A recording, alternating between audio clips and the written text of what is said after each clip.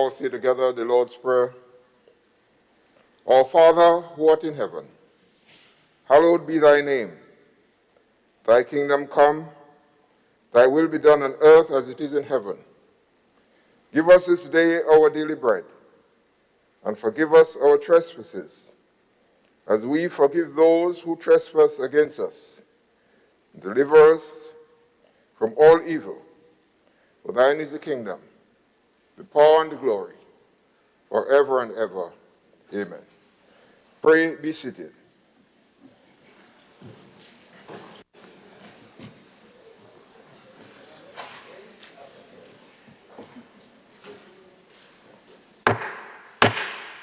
This honorable house is now in session.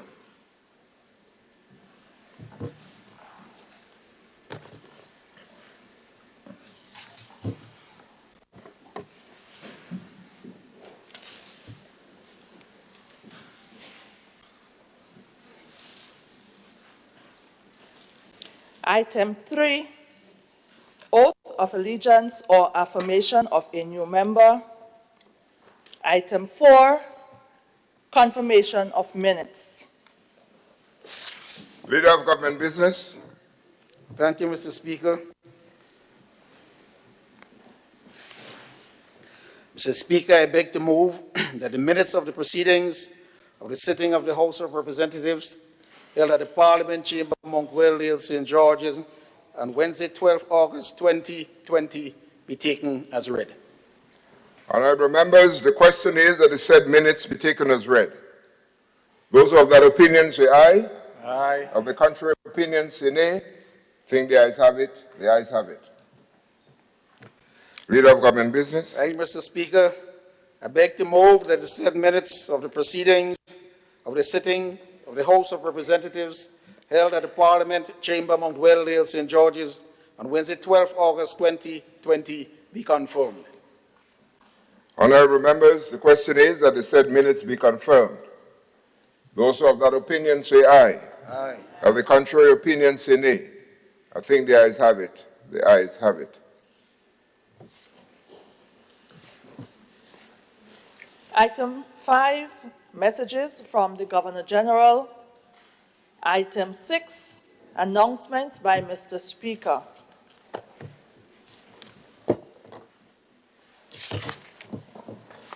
Honorable members, just a few announcements. We have invitations to the 12th gathering of the Parliamericas Network for Gender Equality, Designing Inclusive Futures in Partnership with Youth for 2020. We also have Parliamericas Roundtable for September 2nd, on Gender Responsiveness, Disaster Crisis Planning. And these are all virtual conferences. Grenada is hosting the conference on the 2nd of September. I think selected parliamentarians were invited to attend. We also want to advise that we do have a number of courses and opportunities for parliamentarians to participate in some of those conferences and courses organized by the Commonwealth Parliamentary Association and PGA and IPU, and most of these are done virtually. So we want to encourage parliamentarians to read the information that we send to you so that you can advise us on how you would like to react with that. Very often we send the information out, but by the time we get a response, if we get a response, it is too late. So we want to urge that we do that, because now more people can attend because of the nature of business. I also want to advise that the Commonwealth Parliamentary Association, CPA, benchmark for democratic legislatures, the draft report is with us. So we want to encourage all parliamentarians to take some time to read the report, because these are the benchmarks that would determine what assistance we may be able to get from PGA because of what they find during the self-assessment. So they have done the self-assessment. The consultation took place in January, and we are now in possession of the draft report. And we would want to look at it, we would want to read it, and make sure that it reflects what happens in Grenada. Then we would send it, the OK, to the CPA, so that we can then begin to make whatever changes or alterations we may have to, or we may want to. Thank you.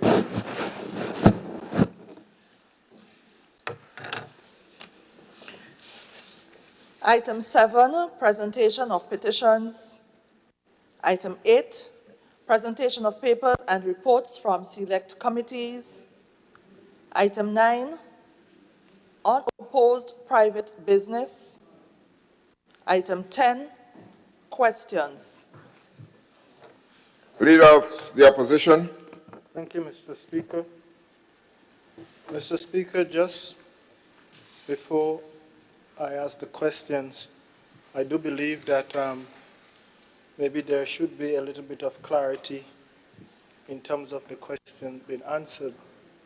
I think, like in the last sitting, it was almost stated that either you do it written or verbally. But I seek counsel, and I also went in and got one of this here from Sokot Strand that was given to me a long time ago. And he states that when questions are asked, the answer is expected to be given written. If the member so wishes, he may put an asterisk or a star to the answer, so that that indicates that he would require a verbal answer too.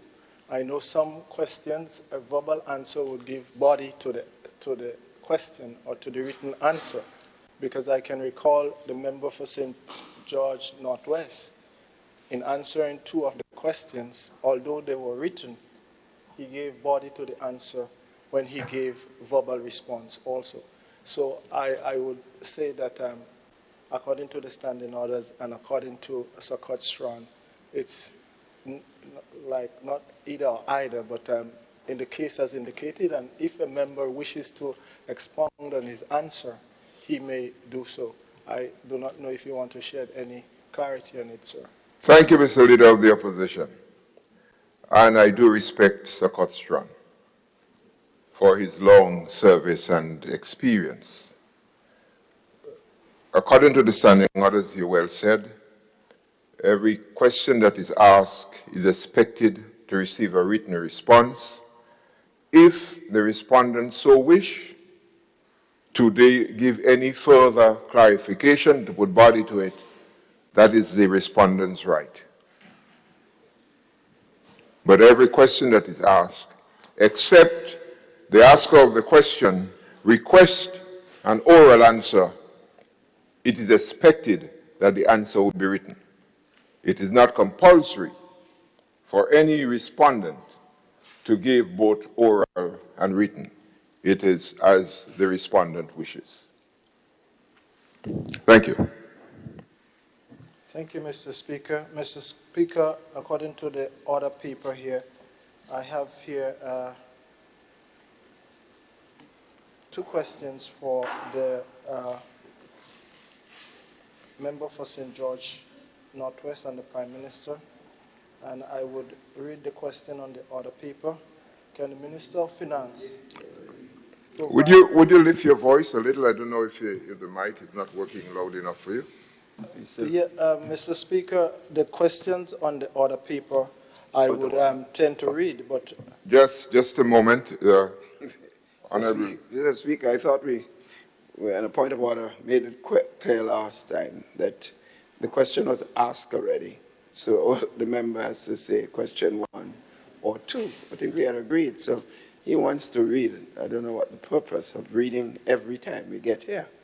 Thank When you. in Thank fact, you. the So rules are well known. just give the number to your question, please. Mr. Speaker, the question 2 is for public information. And not every time that somebody tuned in or listening or watching will have maybe missed the last parliament. So, Yes, Honorable Leader of the Opposition, I understand that we must, please sit. I understand that we must try to engage the public as much as possible, but we also have to remember that we cannot waste the public's time by continuing to give explanations all the time and reading the same thing. So it is the order of the House that we would say the number to the question directed at the particular parliamentary minister, and we would move from there. So just state the number to the question, and then we would move from there. Thank you, Mr. Speaker. Okay, well, in this here, question 1 for the member for St. George Northwest and Prime Minister. Mr. Speaker, I think it's important here. The member clearly is telling us he's asking this question for public consumption, not necessarily for the answers are supposed to be given in the context of the parliamentary rules. And I think he ought to know that it's the parliamentary rule that counts, not your pandering to the public, Mr. Speaker. And I think the rules are what I'm interested in. I understand the reason for the question, but I think he's told us in words, exactly in words, why he's asking the question.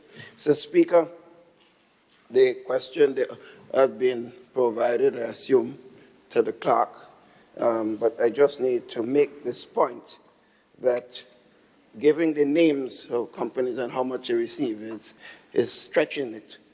So we've given the answer to the question and indicated that the audit must make sure that these numbers are absolutely correct, and therefore the question of the audit would even make it even more difficult why we should not be giving names of companies and names of individuals in the answer to those questions. So that question has been provided, and the answer to the question has been provided. Thank you, Honorable Prime Minister. Leader of the Opposition.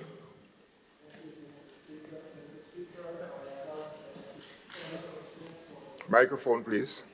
Thank you, Mr. Speaker. Question number 2 for the Prime Minister and member for St. George Northwest. I suppose that... Yeah, Mr. Speaker, Honorable Prime Minister. The question involves a tremendous level of information, and they are still compiling the information. It's quite a lot, and we have to make sure whatever you say there is absolutely correct. It has to be rechecked. So that question, the answer is not yet available to this Honorable House. But I do want to make this point, as the member did mention earlier on, that he was asking, read out what Sir Codstron said. The parliamentary rules are there. Sir Codstron, he knows that I was there right through. In fact, I had the opportunity to recommend for the appointment of Sir Codstron as Clerk of the Parliament. So his experience I passed through for 30 years. So I assume that he should have known this a lot before he asked the question. So when I gave the answer the last time was because I was also aware of the rules and, of course, the Codstron's experience information to this Honorable House. I just wanted to point out that. Thank you, Honorable Prime Minister. Leader of the Opposition. Thank you, Mr. Speaker. I am so guided, and I think we will have to refer to both the standing orders and any help that we can get from Sir Codstron. Mr. Speaker, I move on to the question that was placed for the member for the town of St. George, the Minister of Foreign Affairs.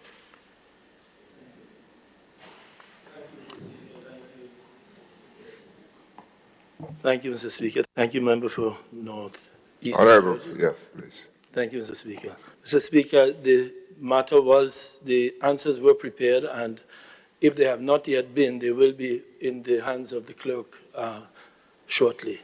But I've done it and we submitted it, so it will be in the hands of the clerk, and the member should have it shortly. Thank you, Mr. Speaker. Thank you. And let me just say that we are still within the first 30 days of responding to the question, so we're on time. Yes, Mr. Speaker, thank you. And as the member for the town of St. George spoke, I think I do have some documents that was just placed on the desk here. So Okay. I would look into that. So your question has been received, your answer has been received? Well, I have not yet perused. You're not yet have it? Okay, okay. Thank you. All right. I have not yet perused the document. Okay, so. good. Next questions for the Minister of Infrastructure Development and member for South East St. George. Question 1, 2, and 3. Honorable Representative for St. George Southeast. Thank you, Mr. Speaker. Mr. Speaker, the questions or the answers have been submitted to the Clerk of Parliament, and question 1, I think, is answered. Okay. So it is laid. The question is laid at your table, sir. The answer is laid at your table from the Minister for Infrastructure. I do believe I see some documents to that. Okay, good. Thank you. Mr. Speaker, moving on here. In the last Parliament, the Minister of Education was not present, but I think she is now, and there are 2 questions that was tendered for the Minister. I will await her response. A question for the Minister for Education.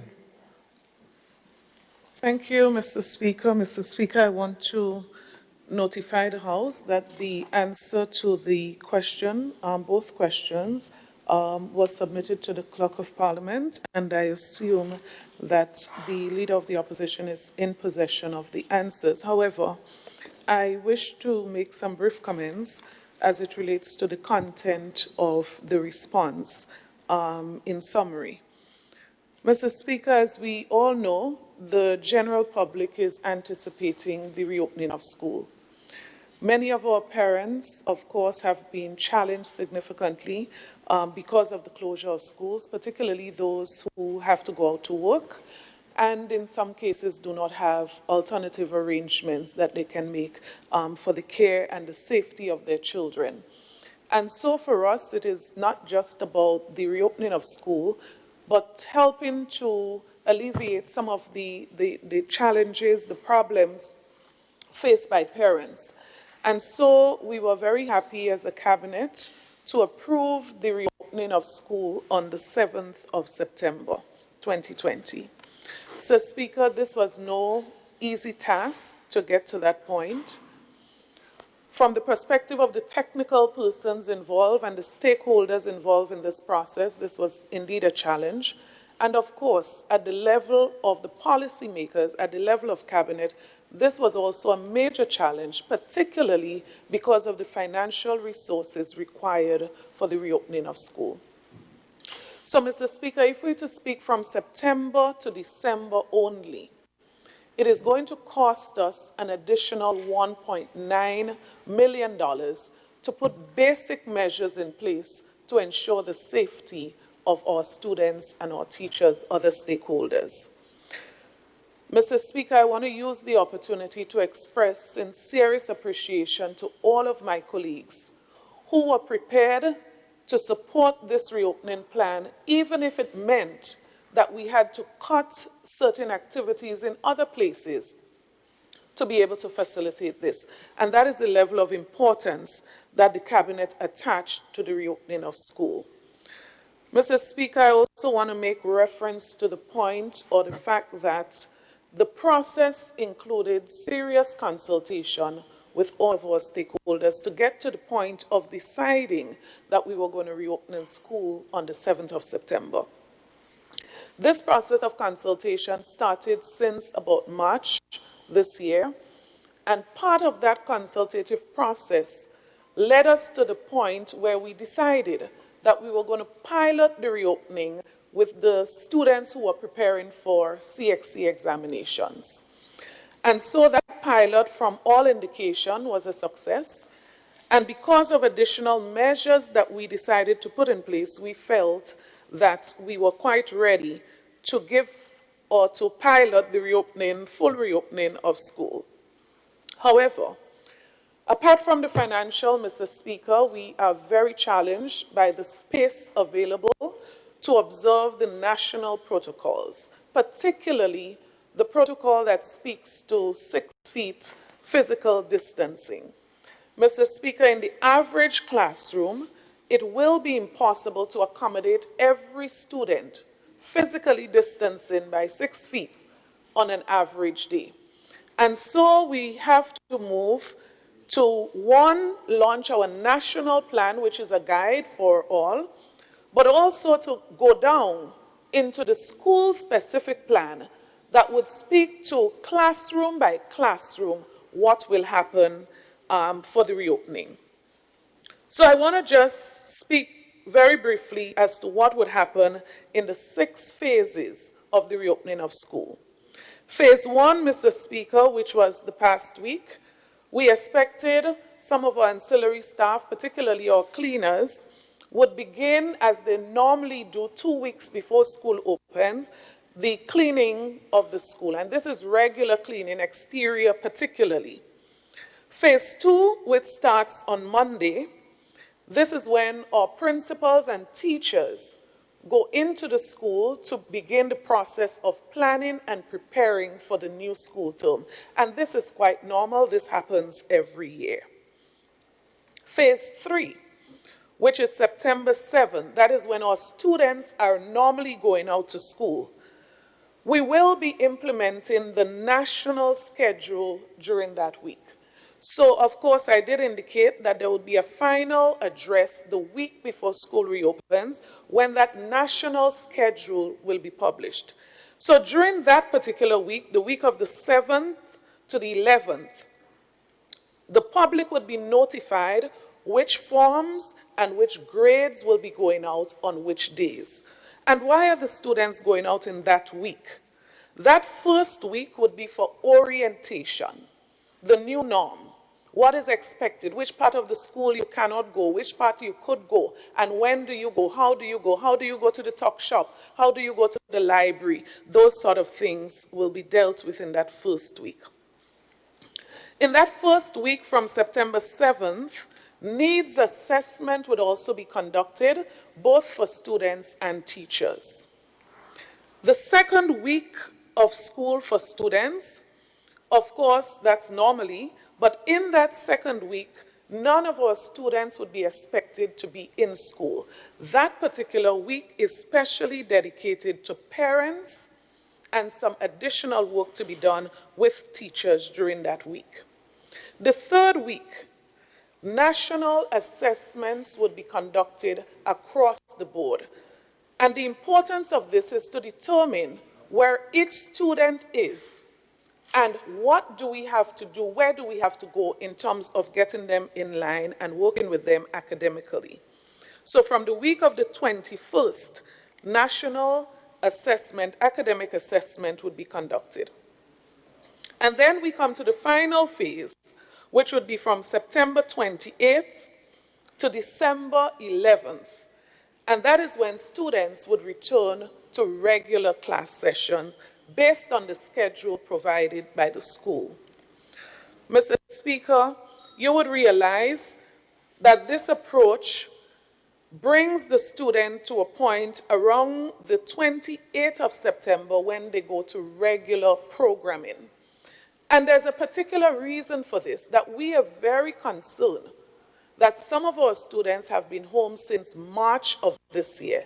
And so by no means would we attempt to bring them back and quickly push them into the academics and to to not ensure that we have a phased approach that would be smoothly introducing them back to regular class activities.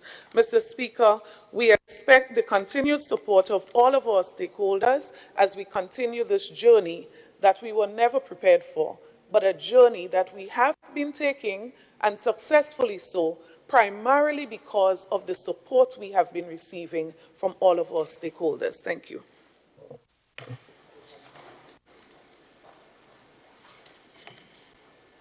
Thank you, Honorable Minister for Education. Mr. Speaker, with your leave, maybe I can just ask for clarity on her presentation in terms of answer to the question. You need some clarity. You need some. Yes. Proceed. I just wanted, in terms of the plans here, if we have the school reopening, and just per chance there is a student that is suspected of COVID-19, I want to know in terms of the protocol, I believe they might be isolated and they will have to be tested. Will the tests for students in school be done periodically, or will a test that is done for students, will you have to pay for it as a parent, or will the government administer the test to students free of cost? And on the page before the last, I see the phased distribution of devices to parents. And I do believe the ministry is going through some distribution of devices.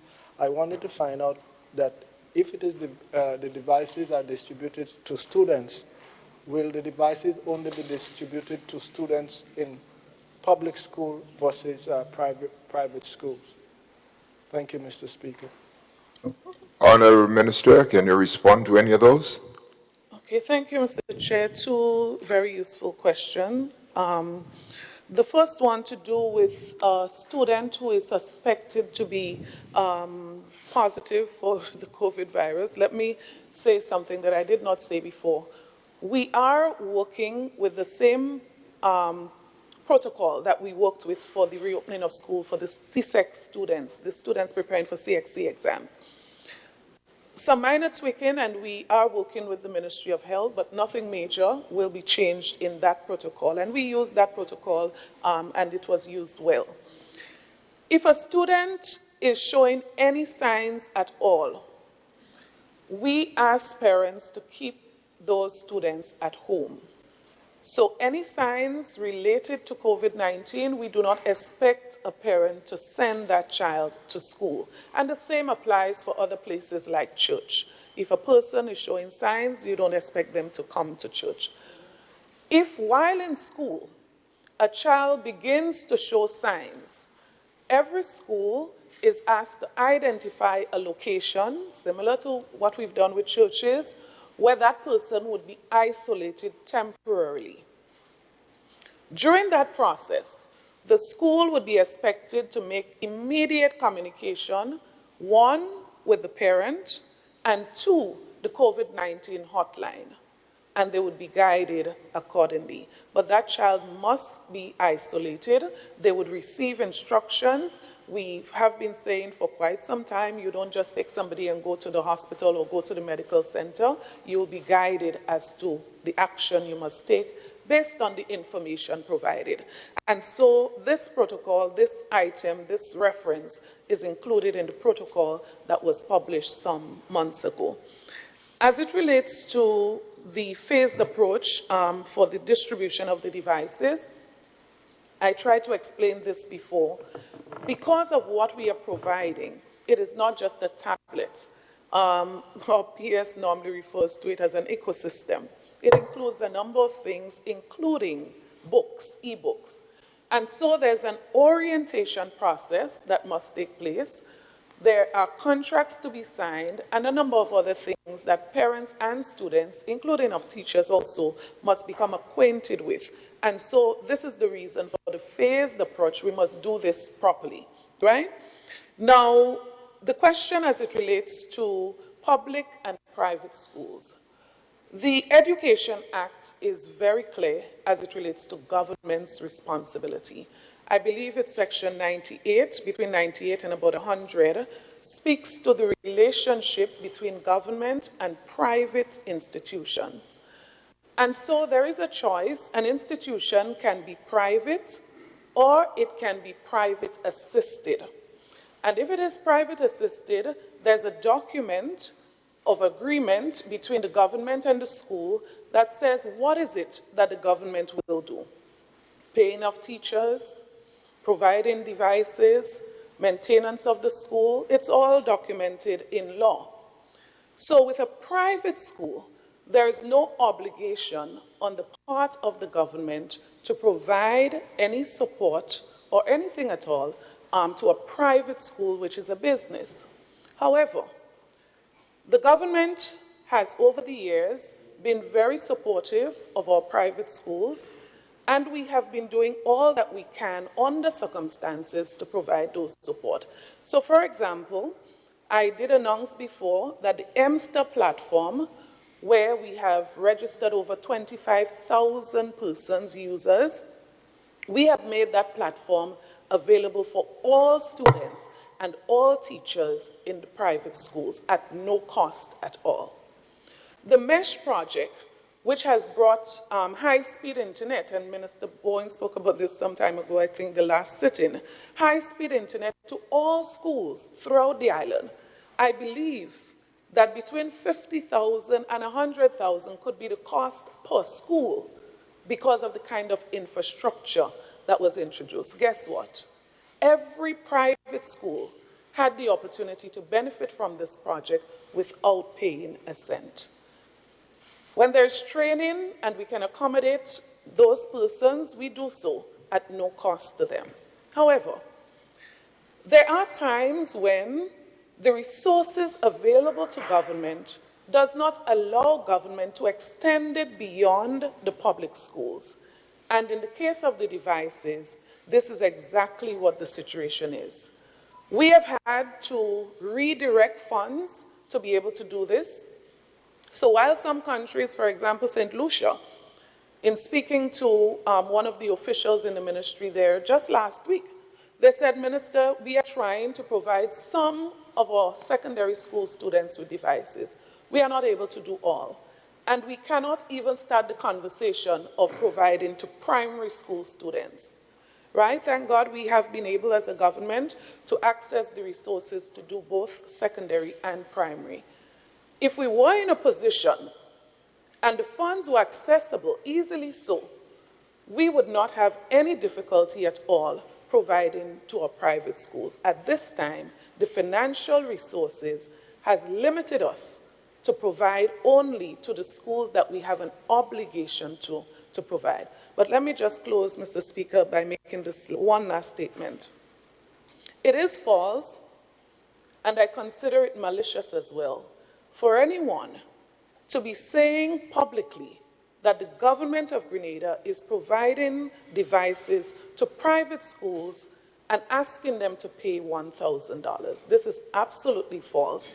And persons who are repeating this publicly, for whatever reason, I consider it to be malicious. We are only at this time providing devices based on the available resources financially that the government has. And I just want to make that additional point. Thank you.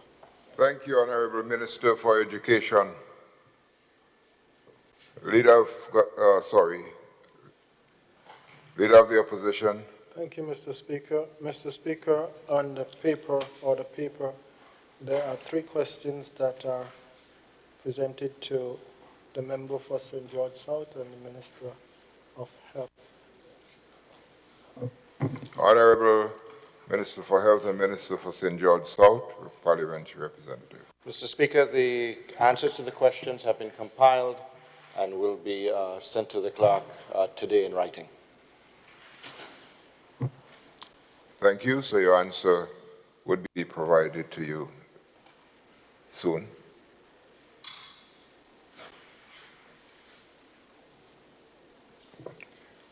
Let me just, do we have any? Okay.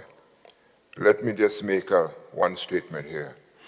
I am very happy that we were able to provide answers to many of the questions and to do so within the time frame that is stated in the standing orders.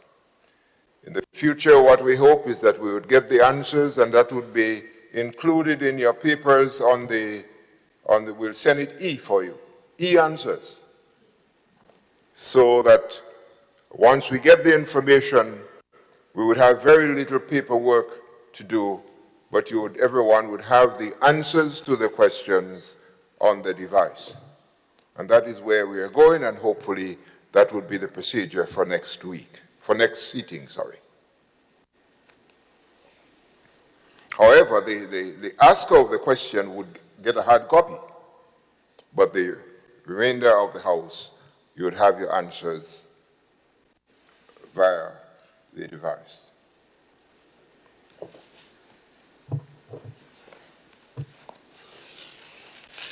Item 11, urgent questions under the provisions of Standing Order number 21, notice of questions. Item 12, statements by ministers. Honourable Minister for Implementation. Thank you, Mr. Infrastructure. Speaker. I recognize that we have a supplementary order paper, so I don't know if the clerk's desk is going through the first one because it was not consolidated.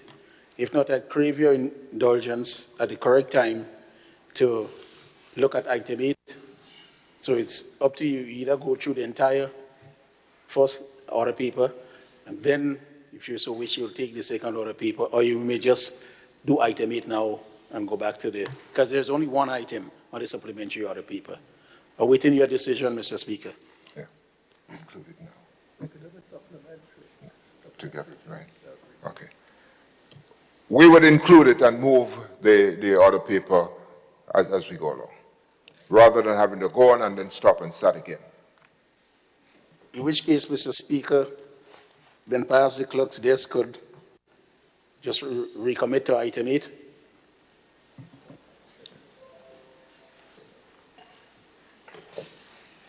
Item 8, presentation of papers and reports from select committees.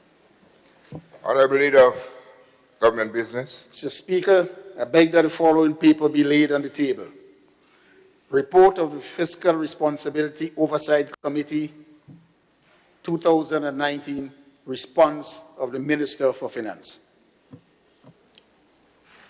Honourable members, the report is so laid at the table.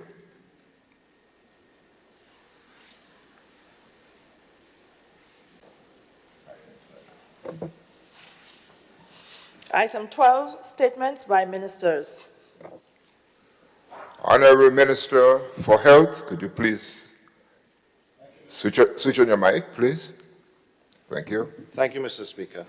Mr. Speaker, I rise to give a report to date on recent activities and developments within the Ministry of Health.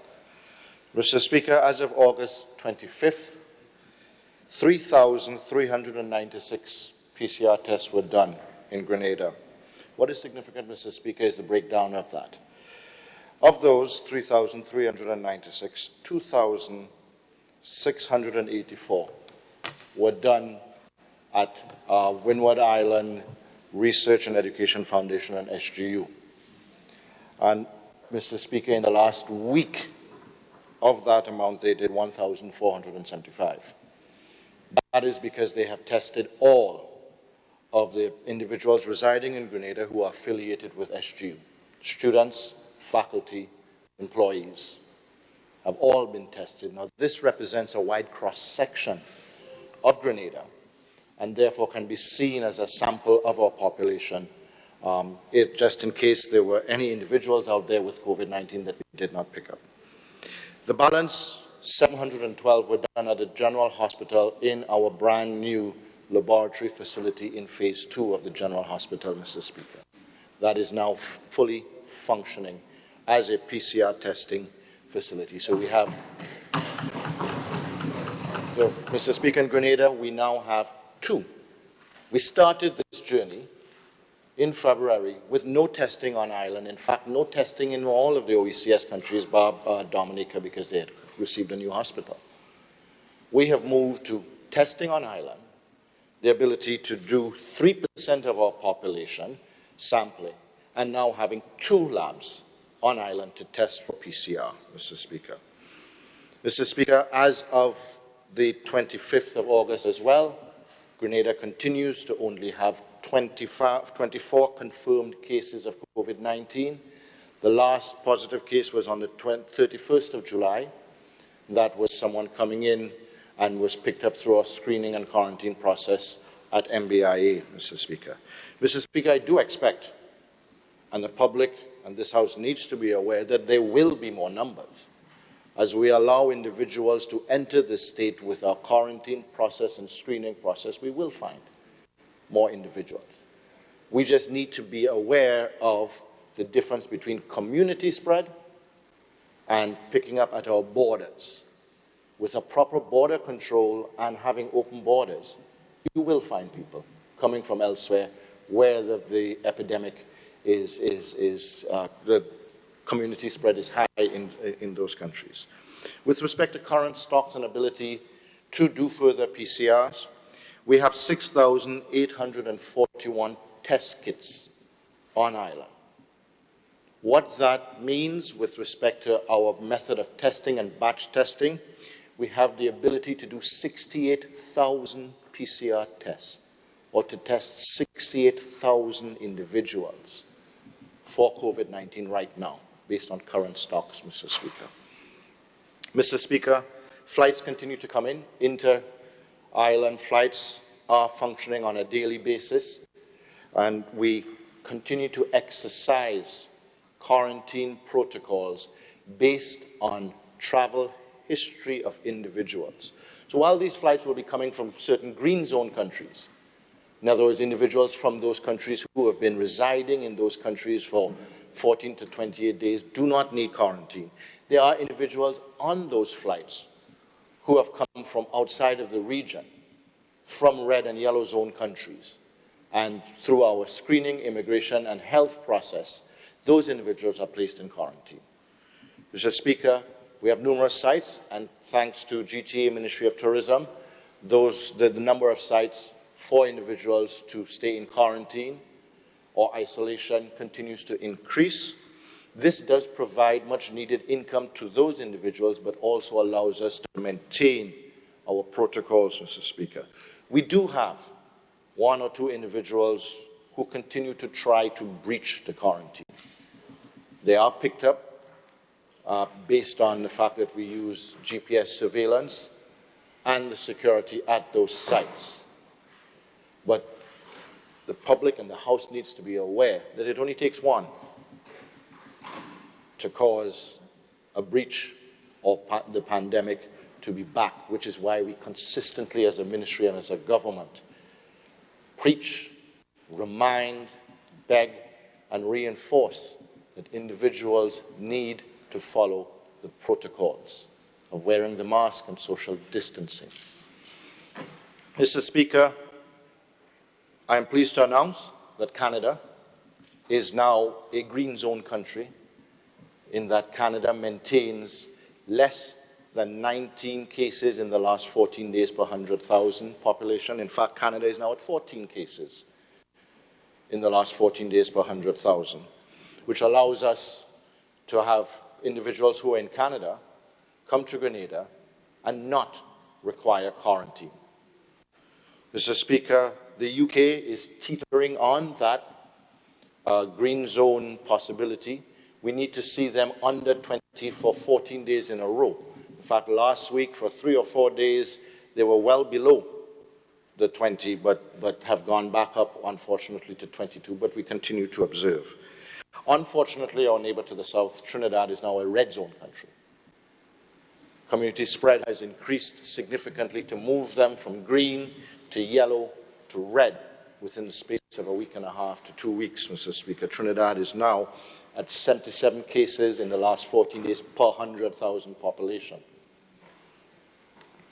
Mr. Speaker, the Ministry of Health continues to do what is needed, and I would like to take this opportunity again to thank the public health officers and all of those involved in assisting us in maintaining those protocols and keeping the public safe, keeping Grenada COVID-free to date.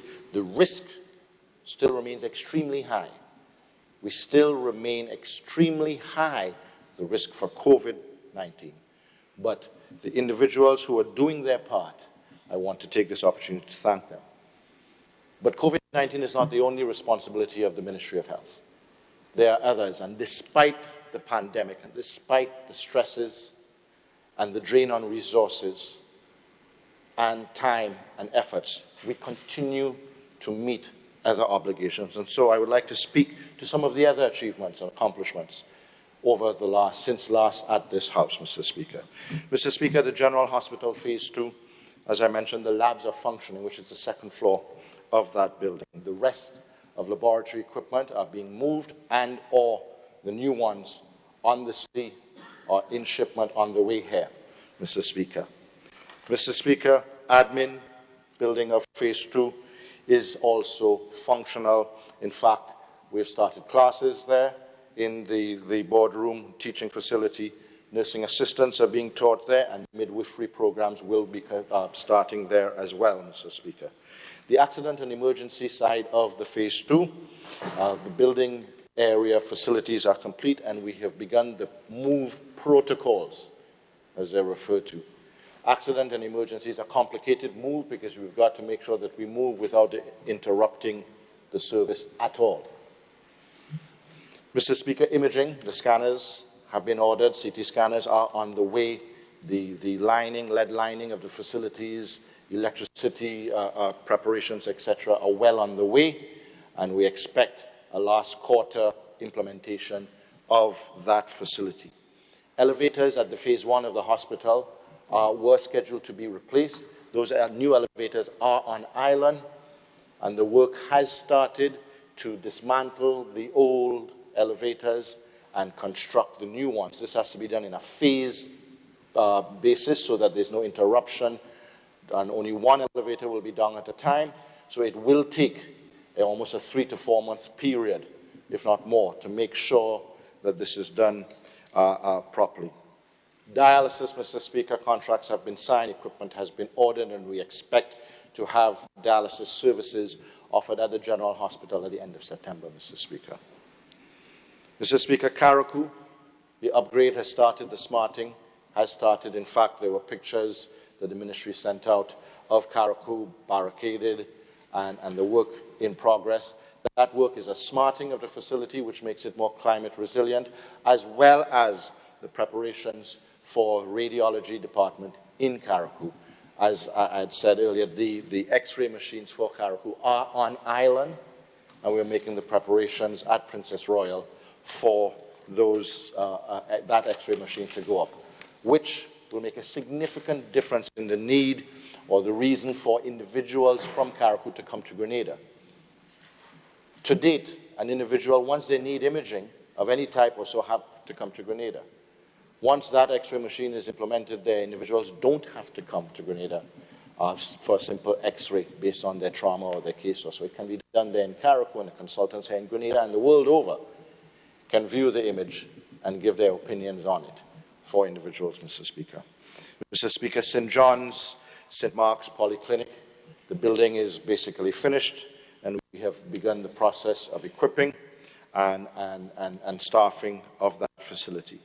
Princess Alice, also with the imaging contract that we signed off on for the nation, also has their X-ray refurbished and serviced so that we can continue the life of that. In the primary healthcare system, Mr. Speaker, upgrade of various health centers have started, including Tivoli, which starts with the relocation of the Tivoli Health Center, temporary relocation, in order to do the work at the Tivoli Health Center. I want to thank the representative and the individuals there for their patience and understanding. I know that it is an inconvenience, but all that crosses my mind are those signs you see when things are being upgraded. Please bear with us for the inconvenience as we upgrade the facility. Mr. Speaker, national health insurance. We continue on our commitment to national health insurance. We need to be aware, Mr. Speaker, as the Minister of Finance and the representative from St. George Northwest has said, and the Ministry of Finance has said, that Grenada revenues, government revenues, are down. And therefore, the ability of the government to meet certain commitments needs to be reevaluated, and we are doing that as best as possible. NHI also is funded from the government coffers, from contributions from citizens, or from public funds as a whole.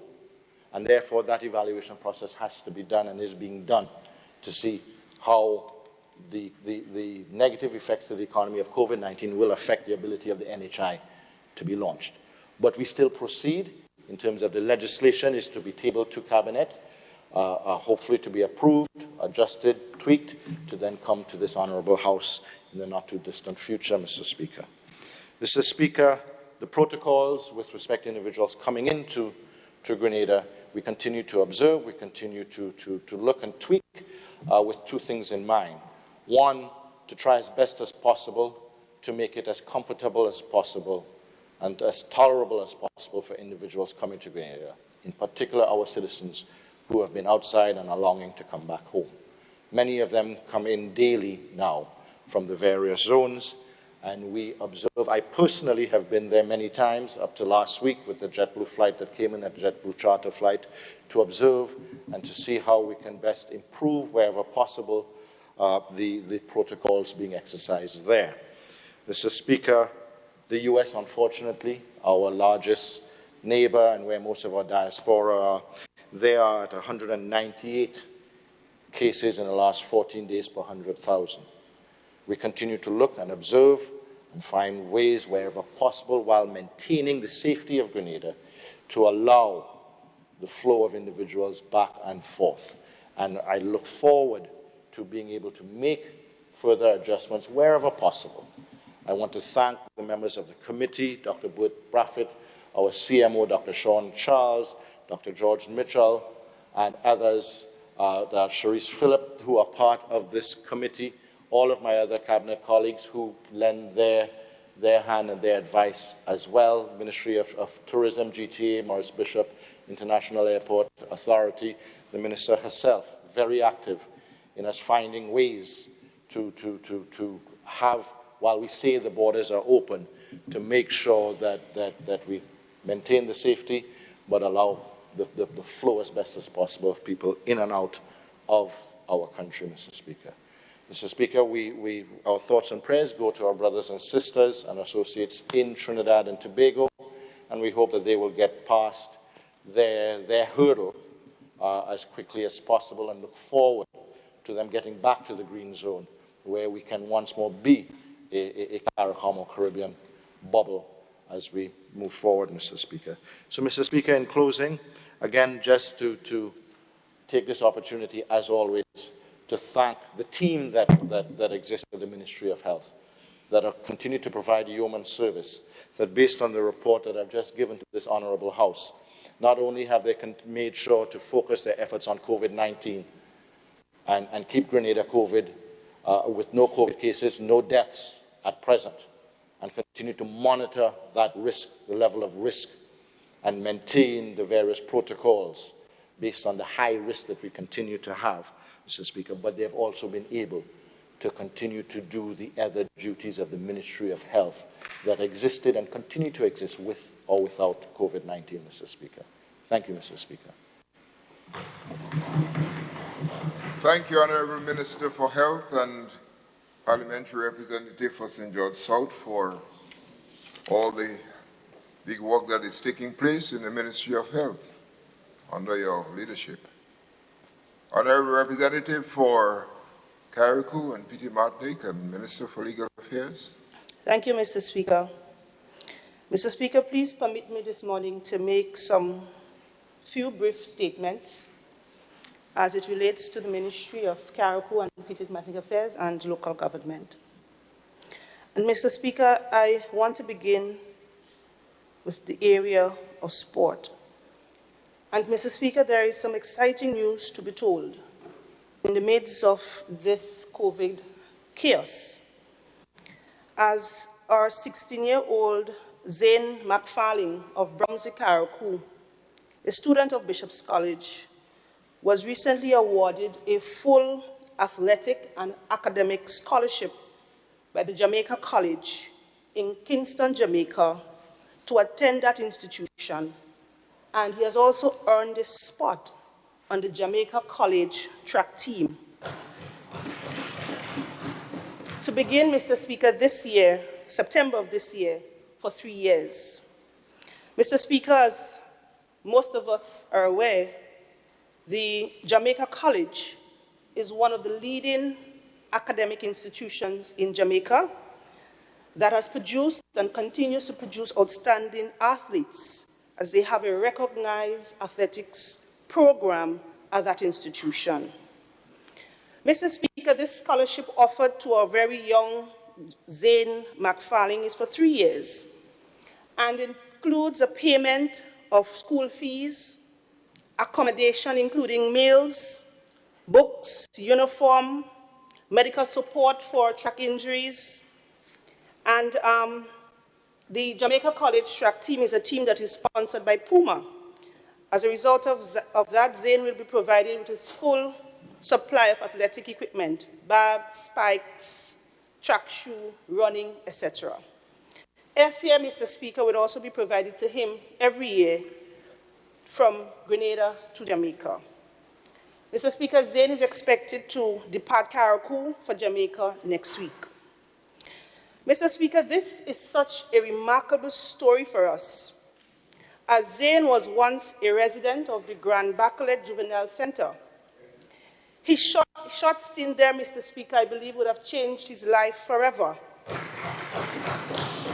He has, Mr. Speaker, regained much focus, steadied himself, and became ever more determined to succeed in what he does best, which is that of running. And so, Mr. Speaker, kudos must be given to the management and staff of the Juvenile Center, because I believe that his stint there would have certainly played a part in his rehabilitation and the result of what we're seeing here today. Mr. Speaker, it was during his stint at Bishop's College that he began to excel in the 100-meter and 200 meters, respectively. And as a result of that, Mr. Speaker, he caught the attention of Mr. Trevor McIntosh, a kayak, who is a founder of a foundation known as the Grenada Sports and Wellbeing Foundation. And through that foundation, Mr. Speaker, with the assistance and cooperation from the Department of Sports within the Ministry of Carriacou and Petite Martinique Affairs, this scholarship was procured on behalf of Mr. Zane McFarling. And so, Mr. Speaker, I want to single out here this morning and to thank Mr. McIntosh for the work that he has been doing through his foundation for the young people on the island of Carriacou and Petite Martinique. And so, Mr. Speaker, as a ministry and as a government, I know that we'll continue to support this work and to continue to support young Zane in his attempt at glory. Mr. Speaker, I also want to briefly comment on an issue. And that issue, Mr. Speaker, concerns patient transfers from Carriacou to Grenada. That is, Mr. Speaker, patient transferred from the Princess Royal Hospital to the General Hospital in Grenada. And Mr. Speaker, I'm not sure whether or not you saw that video that was circulating on social media of a patient aboard the Osprey recently. A video, Mr. Speaker, that was recorded without the patient's permission. And Mr. Speaker, I wonder how many of us will like for a video of us or even our loved ones to be recorded and publicized on social media and other platforms at a time when we are at our weakest, at a time when we are sick, at a time when we are scared and confused. I'm not sure many of us would approve of this. However, Mr. Speaker, there are those among us that are cold and heartless. There are those among us that have no regards whatsoever for human dignity. There are those among us that have no respect for one's right to privacy and will go all out in an attempt to gain what I would say cheap political mileage at the expense of others. Mr. Speaker, we have to be very careful with these people, and I believe that they must and should be dealt with. But, Mr. Speaker, on a broader issue of patient transfers from Carriacou and Petite-Martinique, patients are ordinarily transferred via different methods or different means. Patients are transferred, Mr. Speaker, via the Osprey Express, the SVG Air, the Coast Guard, and in some instances, the MV Dolly C. Mr. Speaker, it is the health professionals are the ones who determine the best mode of transportation for a patient, having regard to that particular medical emergency or medical issue. And so, Mr. Speaker, the Dolly C in particular, that is a vessel that is properly equipped, fully equipped, with a sick bay and have all the necessary requirements to transfer a sick patient. But of course, Mr. Speaker, this vessel may not always be available to transfer a patient. This is so because of the particular days and time of the operations.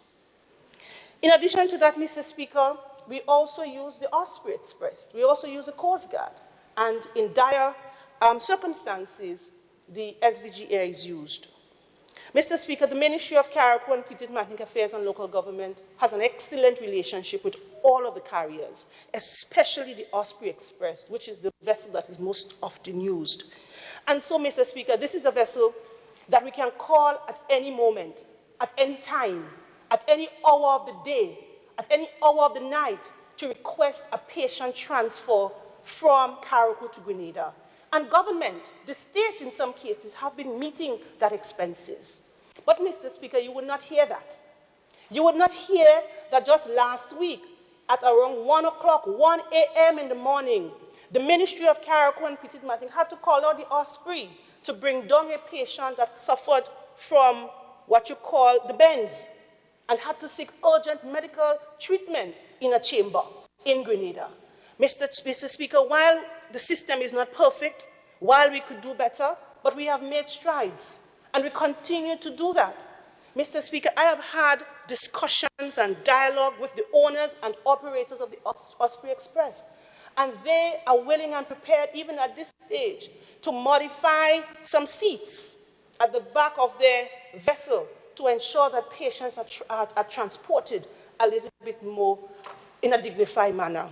And so, Mr. Speaker, I really want to say here today that we in Carriacou, the ministry, and the health professionals in Carriacou are doing all that we can, and we're doing our best in the circumstances. This is not an issue that just arrived this year or last year, but this is an issue that is historic. But if you look, Mr. Speaker, from whence we came, when we only had cargo boats that was traveling back and forth and was taking 4 and 5 hours, sometimes 8 hours to reach, we have progressed. We have come a long way. And so, Mr. Speaker, it is something that we will continue to do, something that we will continue to engage the stakeholders and the partners, because it is not easy, Mr. Speaker, to be under some health issues and at the same time having to traverse the rough seas in order to gain assistance. I have been called out many times in the night, Mr. Speaker. We have had to charter the boat, we have had to charter planes, we have had to do everything. And I'm sure, Mr. Speaker, that there isn't one person in Carriacou and Petite-Martinique that can say that they were not able to be transferred to Grenada because of lack of funds.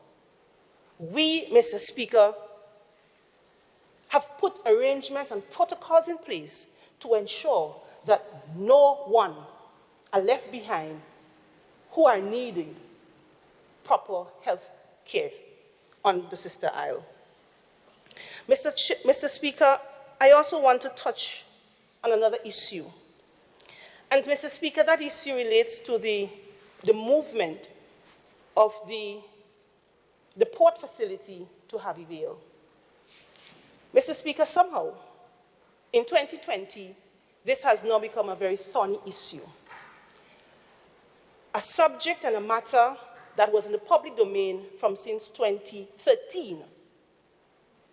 It took, Mr. Speaker, about 3 to 4 years for the construction of the state-of-the-art port facility we can now boast of in Harvey Vale.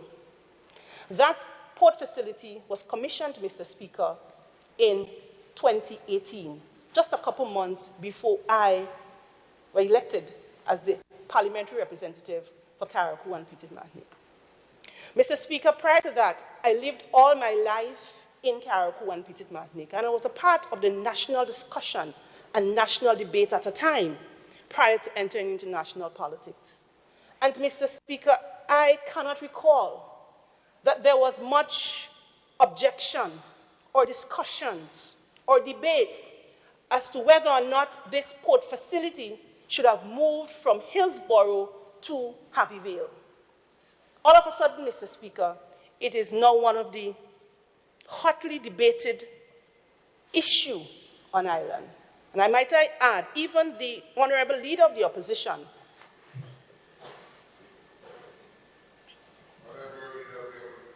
Of the opposition. Mr. Speaker, I do rise on a point of order in terms of the port facility as is discussed.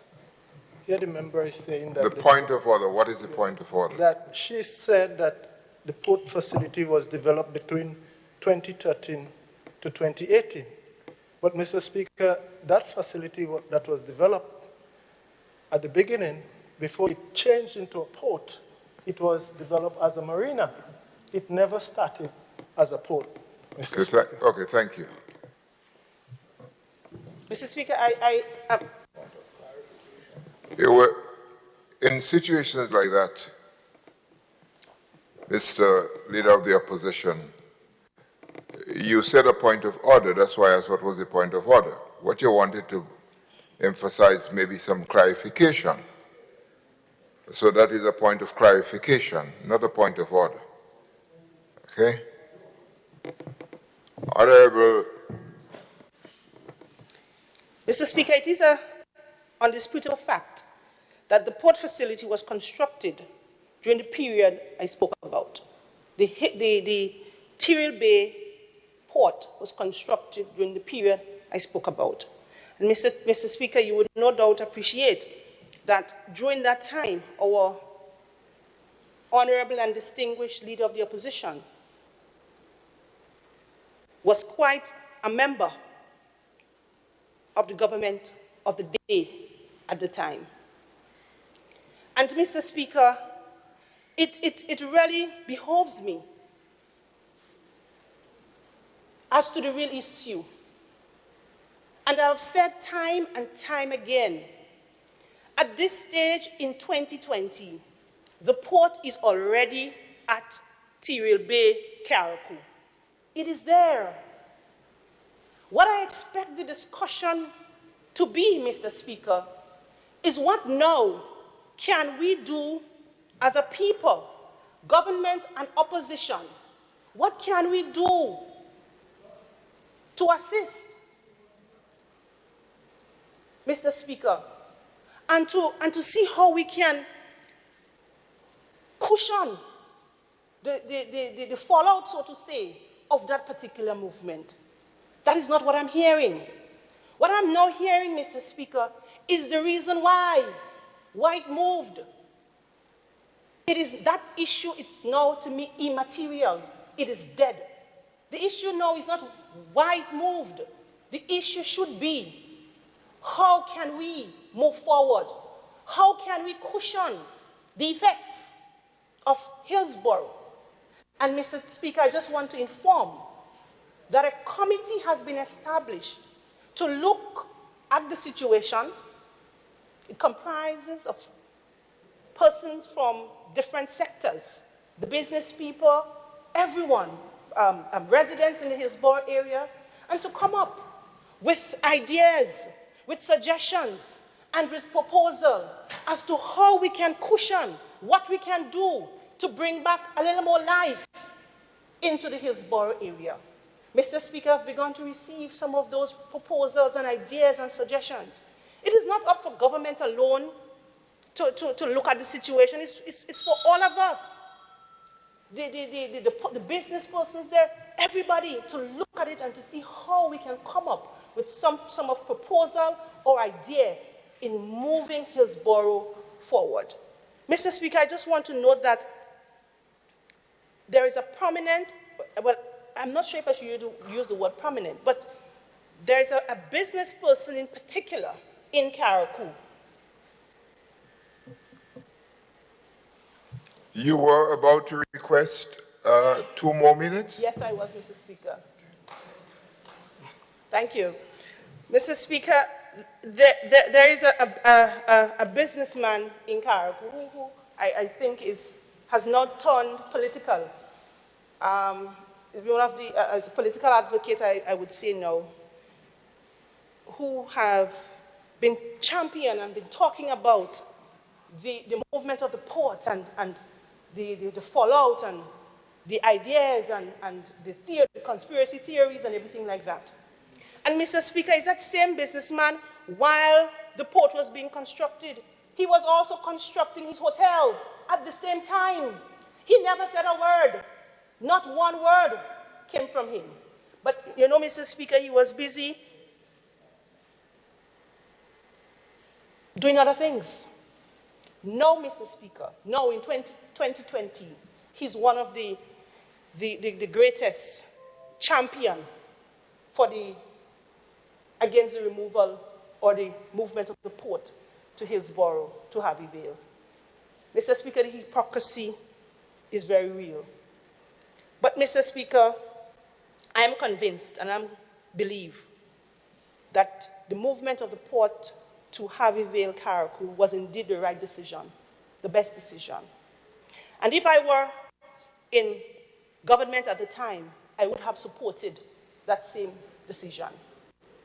Mr. Speaker, it's for us to move on, for us to move forward. And it's for us to stop the political nonsense that I would say. And let us come together and let us build Carriacou and Martinique. That is the only way forward, Mr. Speaker. I thank you. Thank you, Honorable Minister for Carriacou and Martinique Affairs.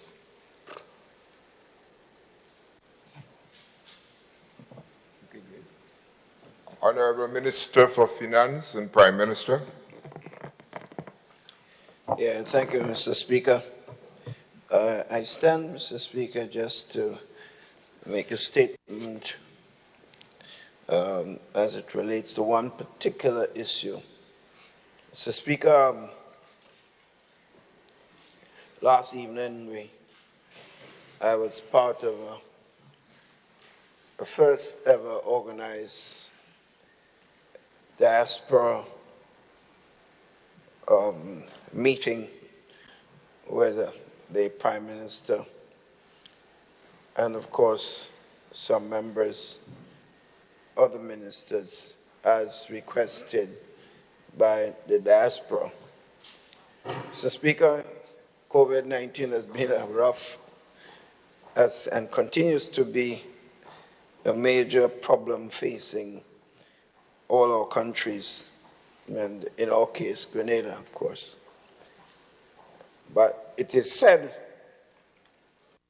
in every situation where some difficulties or crisis emerges, one clearly has to deal with the crisis, but at the same time, not just mourn about it and deal with it, also look towards the opportunities that it has certainly created.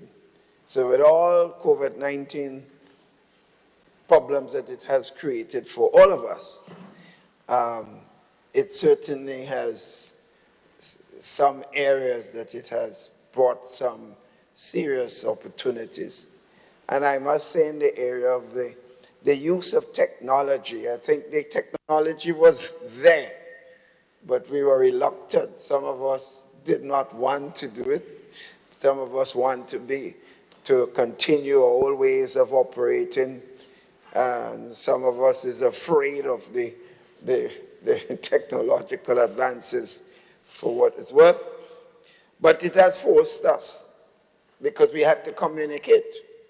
And the only way we can do that in this present atmosphere is to use the technology available. So Zoom and all of the communication medium have been utilized appropriately by all of us. So we have not been able to reach our diaspora physically, and they of course have issues that they wish to get some feedback or clarification on. So it was initiated by elements in the diaspora. And it should be noted that the Ministry of Foreign Affairs, through the minister, had a meeting with the diaspora a few weeks ago. I don't remember exactly the time. So the idea came from them that they probably needed to hear the Prime Minister also, specifically on some major issues. And then I asked them to let me know what are the specific issues, what are the issues they wish to raise. And they did mention the area of health. So we had Minister of Health there in the Zoom session last night. They also mentioned the area of course, the fiscal situation in the country, which of course means myself to address this. And they mentioned education. So the Minister of Education also on. And we felt in any meeting of the diaspora, at least the Minister of Foreign Affairs, while he had spoken to them recently, should be on, at least that his ministry would be constantly aware of the issues that they're raising. And I must say, Mr. Speaker, one of the best sessions we've had. You know something about the Zoom session, even among ourselves, where we are communicating with our constituents. We are finding more people in our meetings, in our villages, than when we all call a meeting at a village. When we call a meeting in a village, even in my own constituency, where it is known that I have genuine support, you will find 20 people showing up. But now on a Zoom, you're getting 50-something. And other members of the Parliament have reported that they're getting much more people responding to, I suppose, the whole newness of the technology is getting to people. And people are anxious, of course, to speak to their representative. So we had over 350-odd persons on that Zoom session directly so. And since it was streaming live on Facebook, they had over 500 and hundreds of people. I heard a couple thousand persons who were on listening to the various ideas and issues that were brought forward. So it was a highly successful event. And I was touched, Mr. Speaker, by a number of the comments that were made. We asked a number of searching questions. Some people did mention issues that they had concerns about. But they all, some of the points were raised. People are saying, for example, they were so impressed with the presentation of the ministers that were present. In fact, one lady said, I am a school teacher in North America, and I am so impressed to see the quality of leadership of your team, Prime Minister.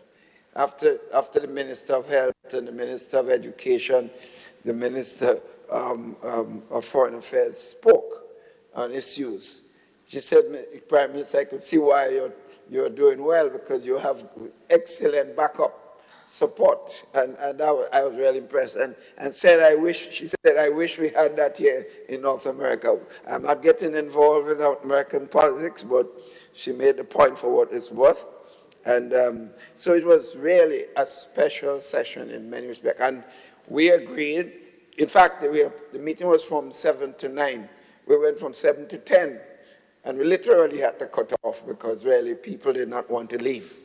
So it was a very revolutionary session, and I consider this it's an excellent way for us to keep in contact with our constituents and our diaspora out there.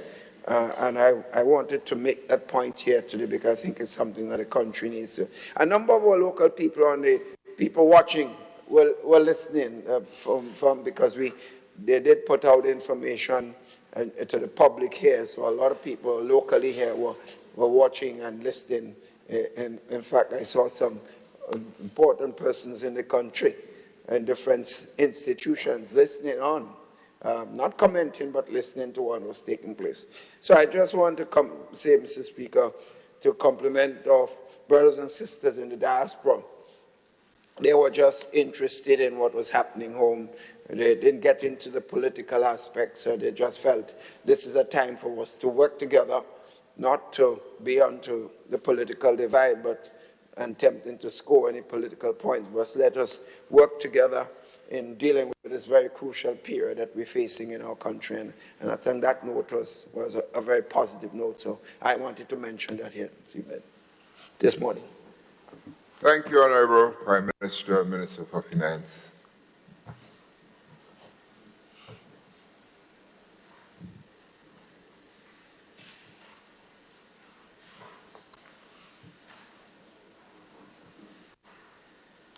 Okay, let's move on. Nobody else into order. Nobody else. I don't see anybody else. We move on. Okay.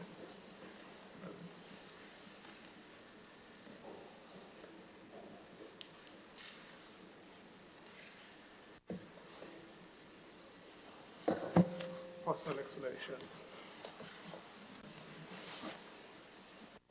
Item 13, personal explanations. Item 14, motions.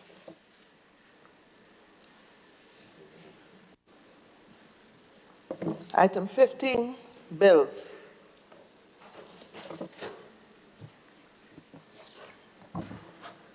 Honorable Minister for Legal Affairs. Mr. Speaker, I beg to move the second reading of the bill entitled the Supreme Court Fees Bill 2020.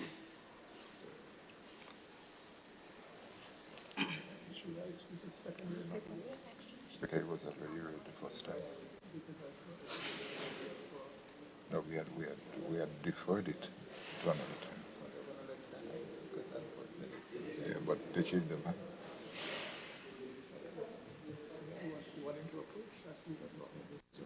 Yeah.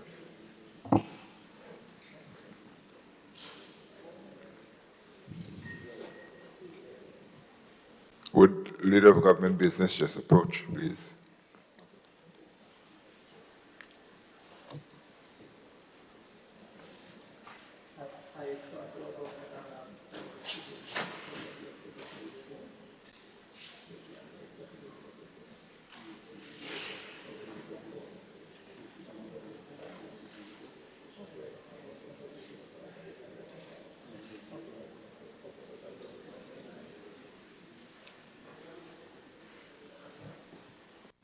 Honorable, we had a motion for the beginning the second reading.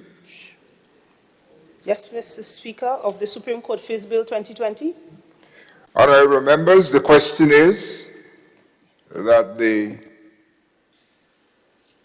bill, the Supreme Court bill, Fees Bill 2020 be read a second time.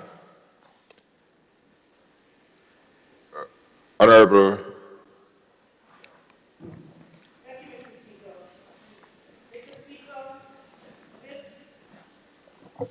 Thank you, Mr. Speaker. Mr. Speaker, this is a very simple bill. As you know, Mr. Speaker, the Supreme Court, or the Eastern Caribbean Supreme Court, has since implemented what you call a new e-filing system via an e-litigation platform or portal. The Eastern Caribbean Supreme Court has since implemented that e-portal in 5 of its member states. Grenada, Mr. Speaker, is one of the outstanding 4 members that is yet to do so. This government, Mr. Speaker, is now desirous of having this e-litigation platform fully implemented in our local courts in Grenada. That is, Mr. Speaker, our local high courts. The e-litigation portal, Mr. Speaker, will eliminate the requirement for documents to be filed on paper. It means, therefore, Mr. Speaker, that at any time, anywhere in the world, court documents can now be filed electronically. And if that is the case, Mr. Speaker, it means, therefore, that there will no longer be a need to affix postage stamps to documents. Mr. Speaker, prior under the Supreme Court Fees Act, the only way within which court fees was payable, Mr. Speaker, was via stamps, postage stamps that are usually affixed to documents. Mr. Speaker, if you look at Clause 4 of the bill, it provides for now the payment of court fees and other percentages and associated costs by means other than by stamps. So, court fees can now be paid by means of credit card, by means of debit card, in addition to checks and cash, and where necessary, by stamps. Mr. Speaker, this bill has tremendous potential that I believe will transform basically the way in which our courts and legal practitioners do business, both in relation, Mr. Speaker, to time and cost. Now, Mr. Speaker, let me give you a practical example of some of the challenges that we experience in the practice of civil law, civil matters through our high courts. The practice of civil law, Mr. Speaker, is heavily time sensitive. So our court rules provides time, a deadline or a specific time within which court papers and documents would have to be filed, whether it's a defense, a reply, submission, a record of appeal, an appeal, etc., etc. And, Mr. Speaker, once a legal practitioner fails to comply within those specific times, there are numerous sanctions. Sanctions can include that of a striking off of a statement of claim. You will not be able to, if it's an appeal, you will not be able to file your appeal. And so there are a lot of sanctions. And what you find happening, Mr. Speaker, over the years, relationships existed between some legal practitioners and members of staff within the Supreme Court Registry.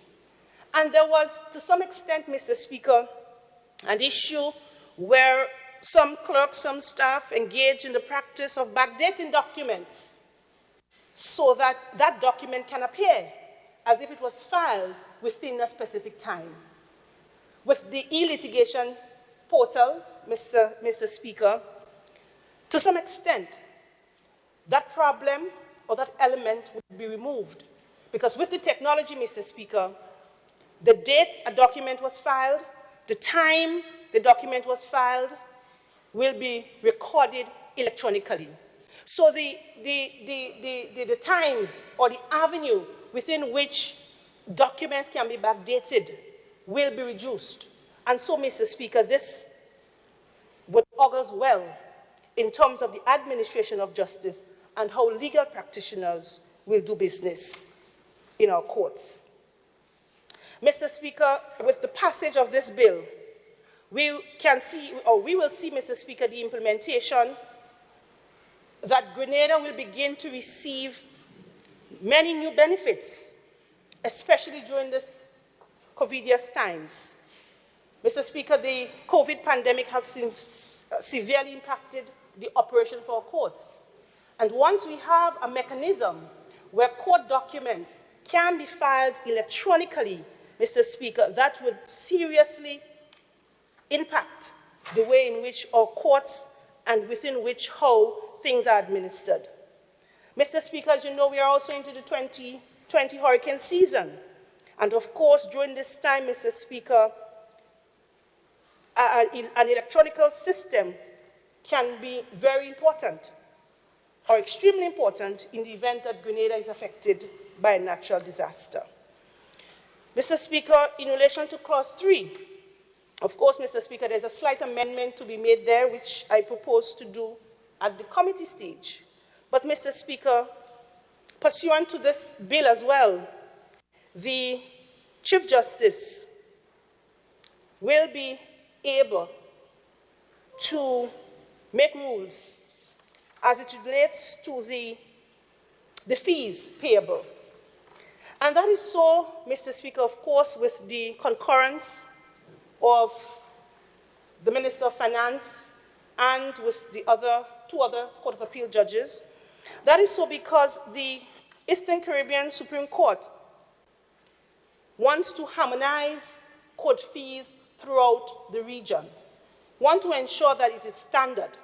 So what a litigant might pay in St. Vincent should be equivalent to what a litigant in Grenada might also pay. And so we are in the process of wanting to make the legal fees standard across the board. And that is important, Mr. Speaker, because access to justice is a very important thing. And so the fees payable by a litigant must not and cannot be a deterrent. And so, Mr. Speaker, we recommend this bill, and we believe that, Mr. Speaker, it will go well towards the overall administration of justice here in Grenada, especially in light of the times that we are now in. I thank you. Thank you, Honourable Minister. Honourable Minister for Foreign Affairs and St. George's, Town of St. George. Thank you, Mr. Speaker. Mr. Speaker, I rise to give support to this bill. I think, in a nutshell, this bill, I want to commend the Ministry of Legal Affairs and the Attorney General and Solicitor General and all those involved and the government for the process of taking this into the future. And I think it follows on something else that is amazing. Our cabinet, Mr. Speaker, since earlier this year, cabinet has started to not use paper. We get all the documents on a computer.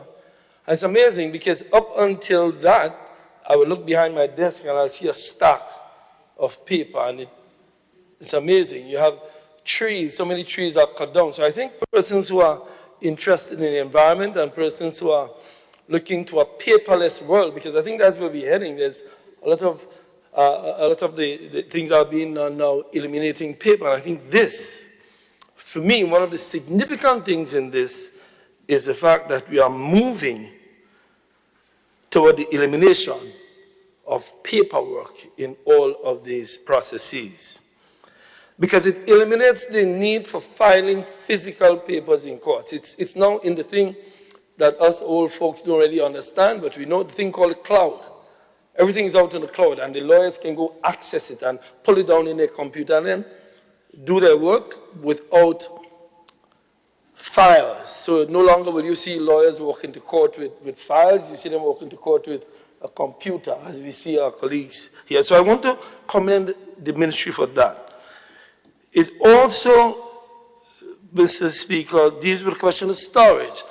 Persons who go to, and I hope it expands into other areas of the registry, because when you go to the registry now, it's stacks and stacks of paper. And I'm talking about land deeds and other things. I know the Ministry of Agriculture is moving in that direction. The registry is moving in that direction. This here, Mr. Speaker, must be commended. It also eliminates some cost, because the cost of paper, not only to the litigants, but the cost of paper to the government is something that is going to be reduced. So it leads to reduction in cost. And constant access to these documents. I'm told that the judges and attorneys have consistent access to government, to documents when filed. You see, Mr. Speaker, this system has been tried in other territories. Grenada was not the pilot. It was used in another territory. So we are coming in now when most of the kinks have been eliminated. So it has proven itself in other territories. 5 member states have done it. 4 member states have not done it. Grenada is among the 4, and now we are in the process of doing it. So we are following on a process that has already started. So the e-litigation portal, because that is what the fees, I think they're calling it the court, just fees, the Supreme Court Fees Act. It's kind of not really getting the essence of it. That was only necessary with respect to getting this e-litigation portal up and running. And that is the essence, in my view, of this bill that is being brought here today. It also means that persons don't have to be served. Once it's up on the system, you are deemed to have been served. And I think I'm correct in saying that. So once you serve, it means that people want to run around looking for you, dropping paper by your foot to make sure you serve, you refuse service, and a lot of time wasting because of lack of service will be eliminated. And that is another issue for litigants in court, the wastage of time. Because you can't find this one, you can't find that one, the lawyer going away, the lawyer ducking service, some people are hiding from service. Once it is filed on the portal in the cloud, you are deemed to have been served. So again, elimination of the cost of paper, elimination of the cost of service. I'm sure that the bailiffs who normally do the service will find another way within the system to operate, because it means that bailiffs are now no longer will be slowly. Now, these things are not going to happen overnight. There will be time for other people to be retrained in other areas where change has been made. So I believe, Mr. Speaker, that this is the modernization or the beginning of the process or the continuation of the process of modernization of our court system. There's a lot more to be done. There's, for example, the judges in the future, I hope we go to the stage where they don't have to write and everything. That wastes a lot of time, but we are getting there. It's a question of resources, and countries like ours with limited resources have some challenges. But I want to welcome this provision. I want to welcome this legislation and to give it my full support, and to say that I'm commending the government and the ministries for the continuing modernization of the process of our court system. Thank you, Mr. Speaker. Thank you, Honourable Representative for Tongue of St. George.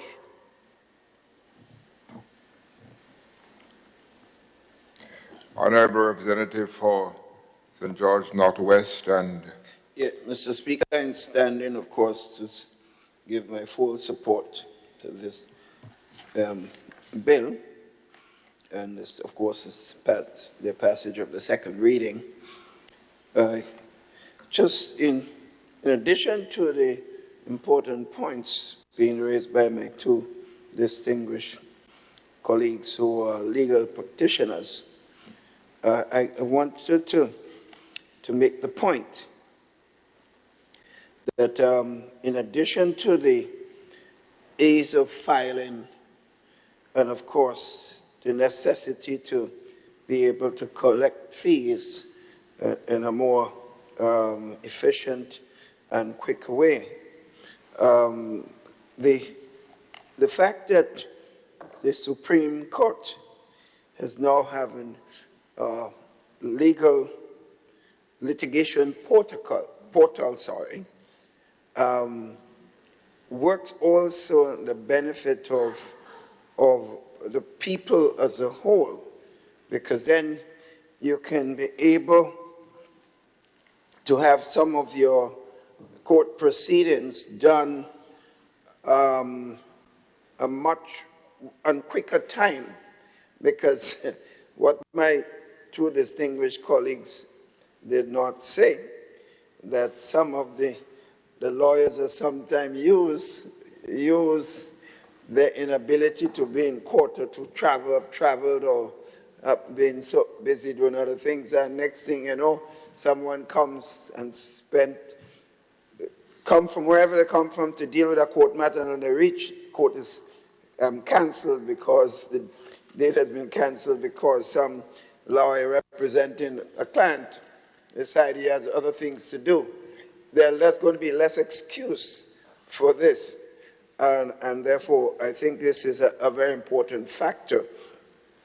In addition to this, Mr. Speaker, I think one of the problems the court has historically is that the Supreme Court, that is, some of our countries have not been meeting their responsibility to the courts. I'm not going to call names yet, but Grenada right now is not one of them. Grenada has been very much on board with respect to meeting its responsibility to the court system and its financing. So one of the things that were intended initially on this is to have fees remitted straight to the Supreme Court, not collected by the individual governments, and then pass on and paid from the consolidated fund. This is going to be directly. We have pointed out our Constitution, and I think the Supreme Court has to understand this. Stipulate any fees from government must go through the consolidated fund. And since we are not one of those who are refusing to meet our responsibility, we have to insist that we will do what we have to do, but meet our constitutional requirement, which is that the monies must be deposited in the consolidated fund, and then we continue to meet our responsibilities to the court system as a whole. But the one area of concern, though, and I think I understand the intentions to harmonize the fee structure, but clearly, Mr. Speaker, the countries are not all on the same economic strata. So if you look at the level of salaries and emoluments in one country in the OECS, as opposed to the level of emolument in another country, they're quite different. So if you're asking me to pay the same fees as another country where the GDP is so much higher, relatively speaking, to ask the consumer who is making less monies, then I think one has to be a little careful. That is why we've insisted in the bill that on condition that discussions are held, because when the bill initially, as it is before the Parliament, because we expect that when we go to committee stage, that there would be a measure of change. Because it just simply says that it's remitted to the fees are going to be, let me read exactly what it says there. It says that, yes, in clause 3, part 2, it says it provides for the fixing of the court fees by the Chief Justice together with 2 other judges. But we have to say, after consultation with the Minister of Finance of Grenada. If the other countries will just want to accept that, then that's fine. But we believe that the Minister of Finance, because when fees, if fees are just raised by the Supreme Court, and it turns out to be very high, and we pass it in Parliament and give okay to it, next thing you hear, we are getting real licks in our own individual country for having put pressure on the taxpayers, because the consumer that has to pay this, that have to pay it. So I think that condition is necessary. I assume the Chief Justice and a team of judges will be responsible in not coming up with fees that are too exorbitant, but you never know. It might be one Chief Justice today, another one tomorrow. It might be one government today, another government and another Minister of Finance tomorrow. So I think the necessity to indicate, after consultation with the Minister of Finance of Grenada, the other countries can say otherwise, I think that's a necessary condition. Other than that, Mr. Speaker, as I said, I give my full support, and I think it is necessary. And I do just add one other point. In fact, at a meeting of the OECS heads recently, where the Chief Justice was there, we realize that one of the things that COVID-19 has done, with cases are being held virtually now, we are saving an enormous amount of money, because a lot of times when the court meets, the Supreme Court, the judges travel from individual countries, and the cost of travel and the hotel costs, because judges are treated differently than poor prime ministers, because the kind of cost to hotels, that the expenses that are incurred. If I try that, I'll be in a lot of trouble with the taxpayers of the country. So we are saving an enormous amount of money by a lot of the virtual litigation that are taking place at the Supreme Court level. So the countries are benefiting. COVID-19 has another positive effect for the taxpayers of the country, bringing quicker justice, but also making sure that decisions are held much faster. It's also making sure that the Supreme Court may be more adequately be financed appropriately by all countries, and so on, because I know that some of the first countries that agreed to this completely, that the fees go straight to the Supreme Court, is among them are countries that were not doing too well in paying their bills. So they had absolutely no choice but to agree that the monies must go directly to the Supreme Court. But in the Grenada case, we don't have that problem. And as long as this government is in office, I know that we will continue to do so. It did not happen in the previous government, where we lagged considerably in terms of paying our bills, but certainly under this government will continue to meet that responsibility. So if another government comes in and it wishes to change it because it's not able to pay, then they have that right to make the change as we are doing here, relatively to the bill. So on that note, Mr. Speaker, I give my total support to the second reading as proposed by the Minister of Legal Affairs and, of course, the member for Carriacou and Petite Martinique Affairs. Thank you. Honorable Minister for Carriacou and Petite Martinique Affairs. Thank you, Mr. Speaker. Mr. Speaker, I want to thank the members of the House who would have contributed and supported the bill, and commend the bill now to its second reading. Honorable members, the question is that the bill entitled Supreme Court Fees Bill 2020 be read a second time. Those who are of that opinion say aye. Of the contrary opinion say nay. I think the ayes have it. The ayes have it. A bill for an act shortly entitled Supreme Court Fees Bill 2020. Honorable Representative for Carriacou Petite Martinique Affairs. Mr. Speaker, I beg to move that the House resolve itself into a committee of the whole House to consider the bill clause by clause. Honorable members.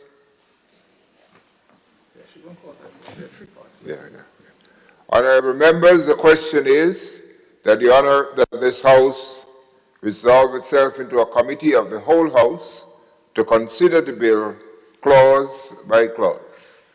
Those who are of that opinion say aye. Of the contrary opinion say nay. I think the ayes have it. The ayes have it.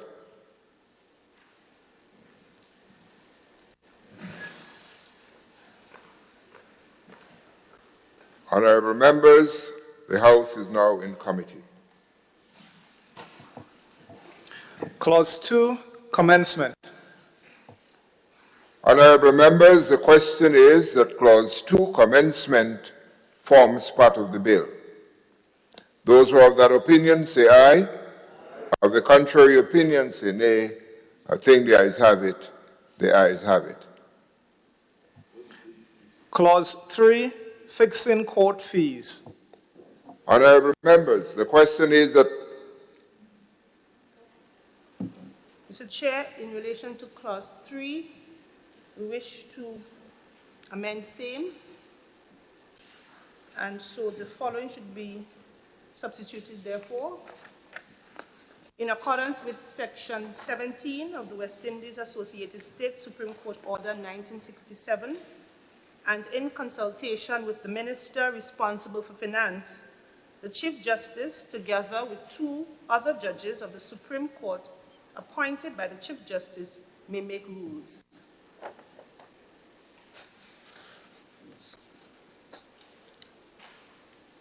Honourable members, the question is that Clause 3, as amended, forms part of the bill. Those who have that opinion say aye. Aye. Of the contrary opinion say nay.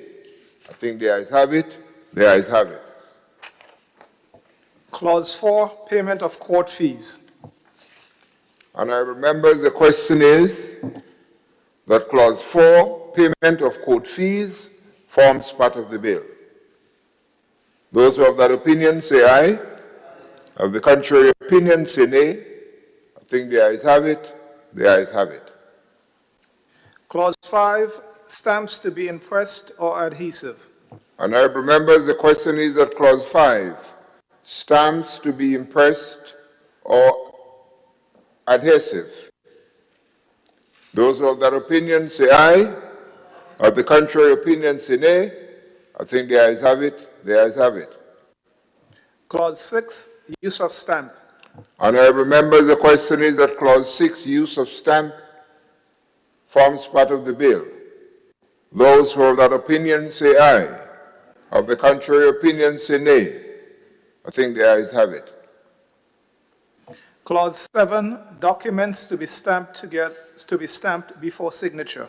Honourable members, the question is that Clause 7 forms part of the bill. Those who have that opinion say aye. Of the contrary opinion say nay. I think the ayes have it. The ayes have it. Clause 8, on stamped documents, not evidence. Honourable members, the question is that Clause 8 forms part of the bill. Those who have that opinion say aye. Of the contrary opinion say nay. I think the ayes have it. The ayes have it. Clause 9, cancellation of stamps. Honourable members, the question is that Clause 9 forms part of the bill. Those who have that opinion say aye. Of the contrary opinion say nay. I think the ayes have it. The ayes have it. Clause 10, custody of stamped documents. Honourable members, the question is that Clause 10 forms part of the bill. Those who have that opinion say aye. Of the contrary opinion say nay. I think the ayes have it. The ayes have it. Clause 11, rules. Honourable members, the question is that Clause 11 forms part of the bill. Those who have that opinion say aye. Of the contrary opinion say nay. I think the ayes have it. The ayes have it. Clause 12, penalty for forgery. Honourable members, the question is that Clause 12, penalty for forgery, forms part of the bill. Those who have that opinion say aye. Of the contrary opinion say nay. I think the ayes have it. The ayes have it. Clause 13, issue of practice direction. Honourable members, the question is that Clause 13, issue of practice direction, forms part of the bill. Those who have that opinion say aye. Of the contrary opinion say nay. I think the ayes have it. The ayes have it. Clause 14, repeal. Honourable members, the question is that Clause 14, repeal, forms part of the bill. Those who have that opinion say aye. Of the contrary opinion say nay. I think the ayes have it. The ayes have it. Clause 1, short title.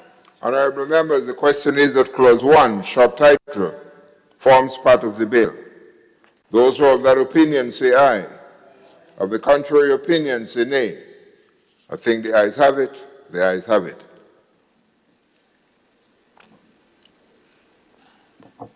Honourable Representative for Carriacou and Diplomatic Affairs.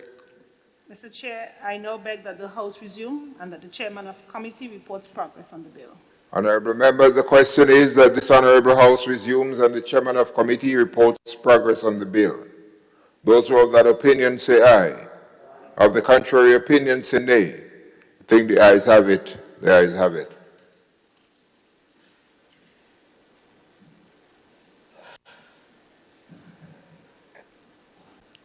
Honourable members, this Honourable House resumes.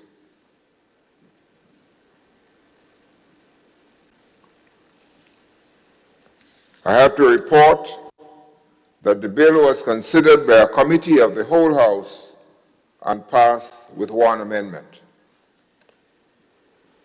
Honorable. Mr. Speaker, I beg to move that the chairman's report be adopted. Honorable members, the question is that the chairman's report be adopted. Those who are of that opinion say aye. Of the contrary opinion say nay. I think the ayes have it. The ayes have it. Honorable Representative for Carriacou Pity Martinique. Mr. Speaker, I beg to move the third reading of the bill and passage. Honorable members, the question proposed is that the bill be read a third time. Honorable members, the question is that the bill be read a third time and passed. Those who are of that opinion say aye. Of the contrary opinion say nay. I think the ayes have it. The ayes have it. A bill for an act shortly entitled Supreme Court Fees Bill 2020.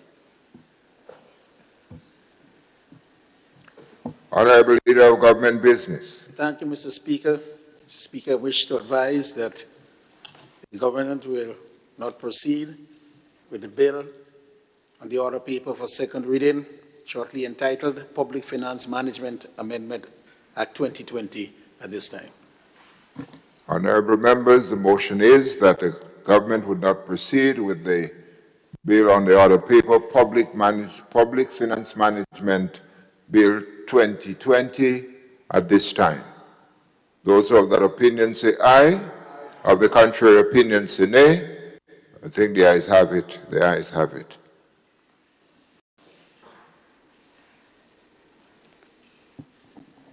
Honorable Representative for Carriacou and Pity Martinique.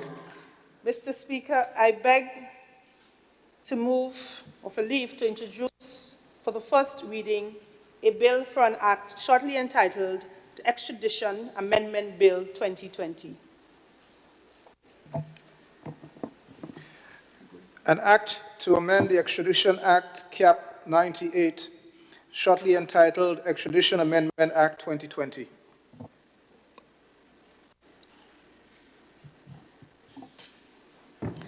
Mr. Speaker, I beg that the relevant standing orders of the House be suspended to enable the bill to be taken through all of its stages at this sitting.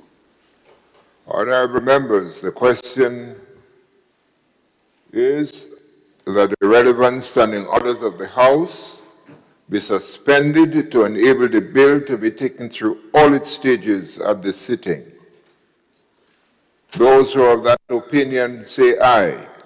Of the contrary opinion say nay. I think the ayes have it. The ayes have it. Mr. Speaker, I beg to move the second reading of the bill. Honorable members, the question proposed is that the bill Extradition Amendment Bill 2020 be read a second time. Honorable Representative for Carriacou Pity Martinique. Thank you, Mr. Speaker. Mr. Speaker, the Extradition Amendment Bill 2020, again, is a very, what I would term a simple bill. It's a bill that seeks to amend, Mr. Speaker, the Extradition Act, Cap 98 of the 2010 Revised Edition Laws of Grenada. The Extradition Act, Mr. Speaker, as you may be aware, that is the legislation or the legislative framework that provides the procedure for extraditing persons charged or convicted of criminal offenses to and from Grenada. And of course, Mr. Speaker, in accordance with bilateral treaties and with other states and countries. Mr. Speaker, presently under the Principal Extradition Act, a criminal offense qualifies as an extradition offense if that offense, Mr. Speaker, is punishable by imprisonment for 5 years or a longer maximum custodial penalty. Mr. Speaker, however, the government of Grenada has entered into extradition treaties with other states for extraditing persons who would have been charged or convicted with offenses punishable by imprisonment for at least a year. Accordingly, Mr. Speaker, in order to ensure that we as a country and as a state discharge our obligations, it is important for us to continue to consider extradition requests under our bilateral treaties.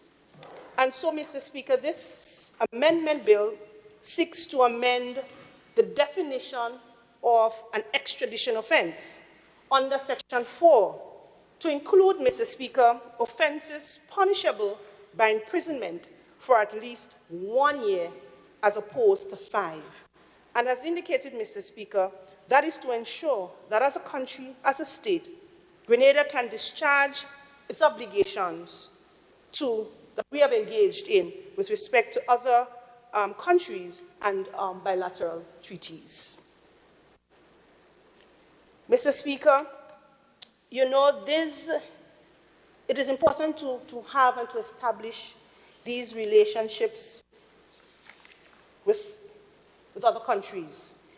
And, Mr. Speaker, the element of extradition is one such avenue through which cooperation and support are usually deepened between countries.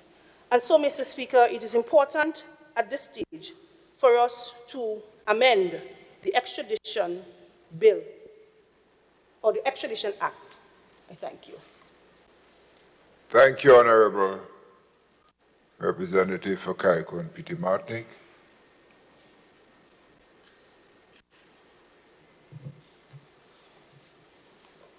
Honorable Representative for St. Patrick West. Thank you, Mr. Speaker. Mr. Speaker, I rise to give my support to this bill, but not without first expressing some concerns as to the intent and the motive for the change from 5 to 1 year.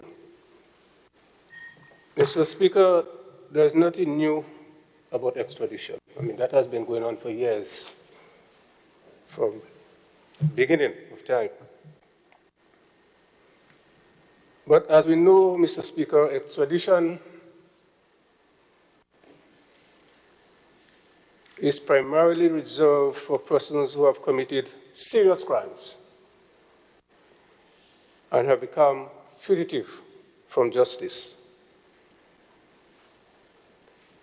In more recent times, Mr. Speaker, extradition has become more popular because of the nature of some of those crimes and crimes that have been associated with what we call the spread of transnational criminal organizations, such as terrorism, drug trafficking, human trafficking, counterfeiting, there's money laundering, and cyber crimes. Mr. Speaker, to my knowledge, all of these criminal activities will attract a prison sentence in excess of 5 years. I do not know if anyone, except for extenuating circumstances where, such a crime will attract a prison sentence of less than 5 years.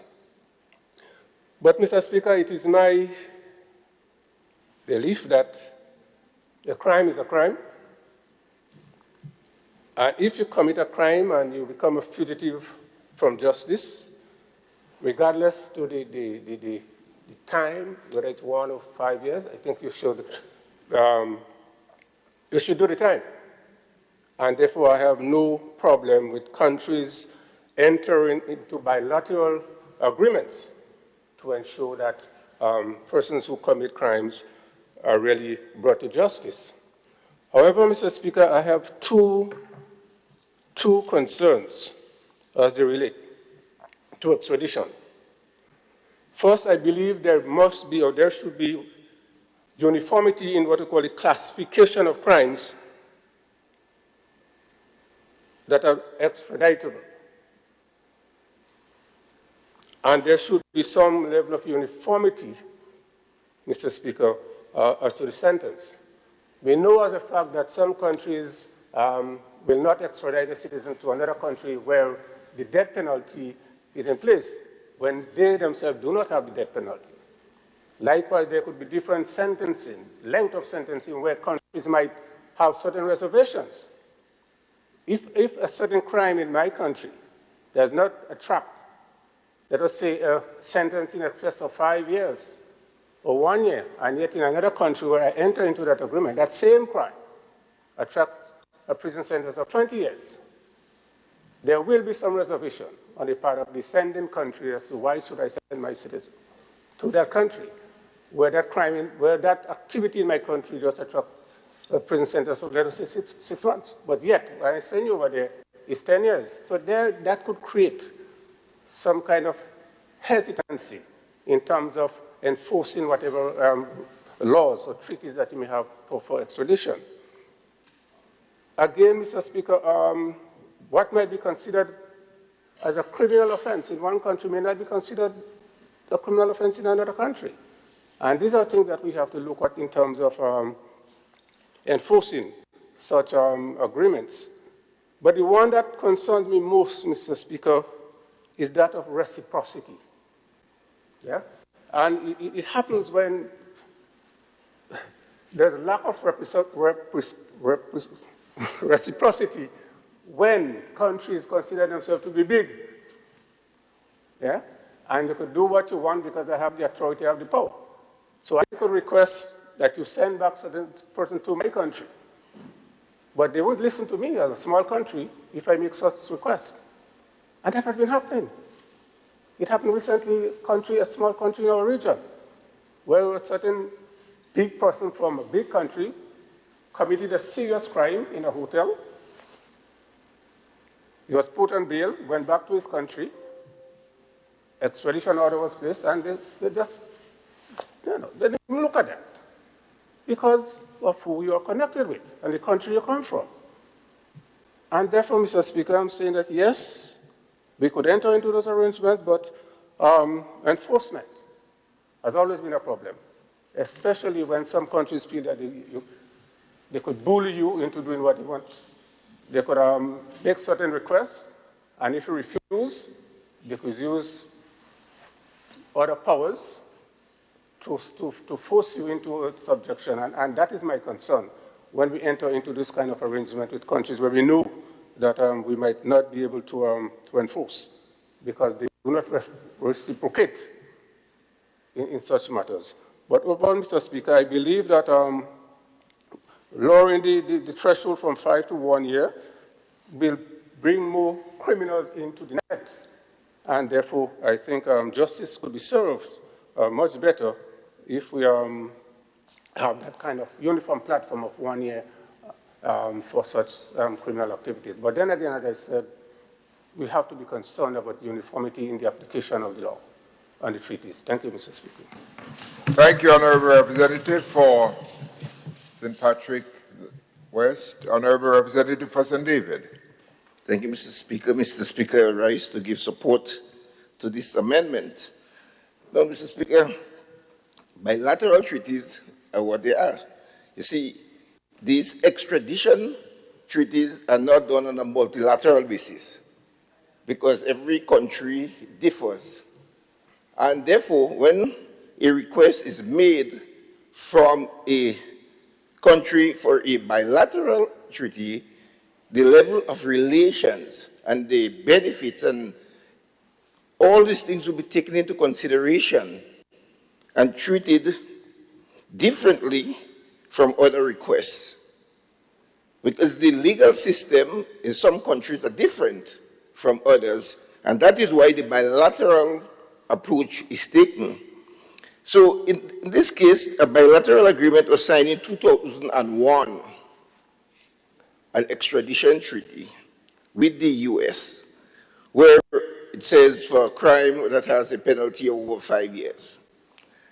And then, so almost 20 years after having this in place, we decided both countries to review what is taking place and look at the offenses and determine that for offenses of 1 year, could be included as one that you can be extradited for. And therefore, that is the result of careful analysis over the years since this treaty was signed, as I said, in 2001, and today we're saying that we reduce it from 5 years to 1 year imprisonment, because you see the world has changed over the last 20 years. You also have cybercrime taking place. We have some crimes that it is so new that we do not even have legislation to address them yet. And that is something we have to look to as we go forward in the future with this information technology. Cybercrime is something that we will have to address, and then we'll have to include it and make even further changes as we have agreements. Continuing, there will be changes that will have to be made. And so, as I said, this country, this bilateral treaty between Grenada and the USA has been reviewed, and a determination has been made that 1 year as an offense can result in extradition if the request has been made, and it was based on the relations that exist between the two countries. And therefore, Mr. Speaker, I support this amendment to the Extradition Amendment Bill 2020. I thank you. Thank you, Honourable Representative for St. David. Honourable Prime Minister and Representative for St. George Northwest. Yes, Mr. Speaker, in standing to support this bill and second reading, particularly so, I too must say that my sentiments are very similar to that of the representative of St. Patrick West. I think he alluded to some very important issues. But as he concluded, which is the same my own conclusion, that a crime is a crime, and if you commit a crime, you should pay. You should spend the time, so to speak. As Prime Minister, of course, as Minister of National Security, I am very sensitive to the image of this country and any perception that we are soft on crime. And I've had to in several meetings regionally and internationally, face this particular issue. And we have been asked for years, why are we sitting on this important issue? Because they know Grenada's position on criminal activity. So I think it's people generally feeling that while the message of 1 year as opposed to 5 may be something to be concerned about, I think generally speaking, the image of the country will be enhanced. What we are saying is there'll be no tolerance at all with criminal activity, no matter how short the possible sentence may be. It's still a crime. And I know that the Attorney General and the Ministry of Legal Affairs did make this bill available to the Bar Association, and they did promise to get back to them. I'm not sure that they did.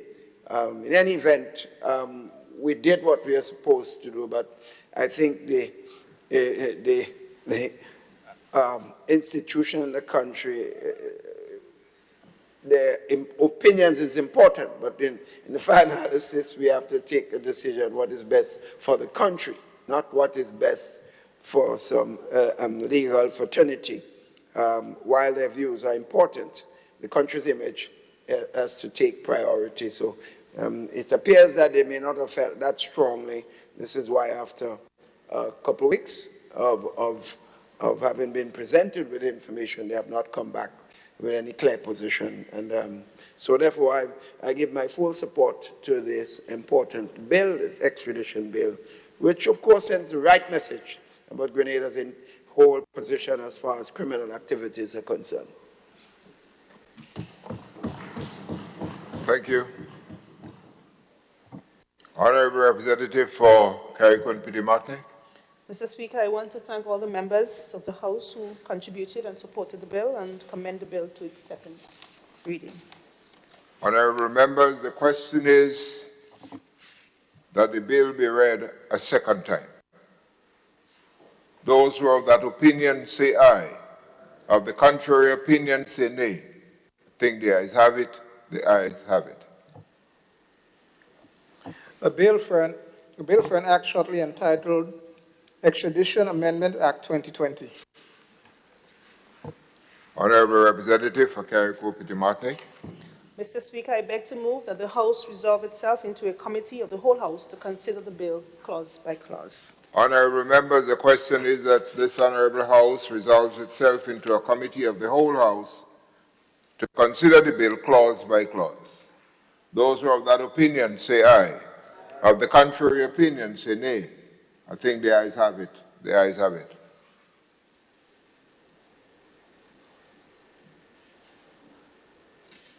Honourable members, we are now in committee.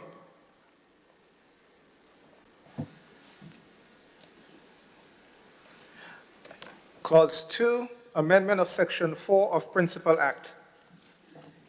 Honourable members, the question is that Clause 2, Amendment of Section 4 of Principal Act forms part of the bill. Those who are of that opinion say aye. Of the contrary opinion say nay. I think the ayes have it. The ayes have it. Honourable, do we have an amendment here to? No? Okay. All right, okay. Yeah. No, I had another document in front of me. Okay, fine, thanks. Yeah, go on, proceed. Clause 1, short title. And I remember the question is that Clause 1, short title, forms part of the bill. Those of that opinion say aye, or is there a change to the short title? Leader of Government Business? You want to change it again?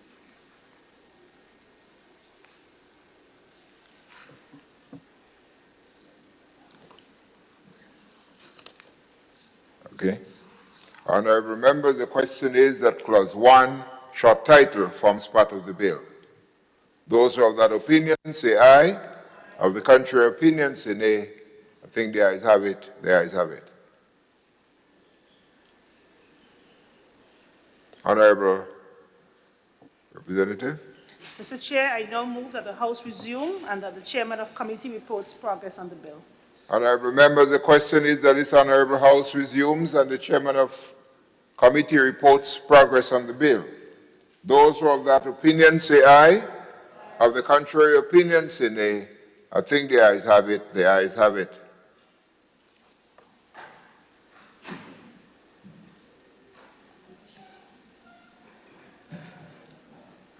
Honourable members, this Honourable House resumes.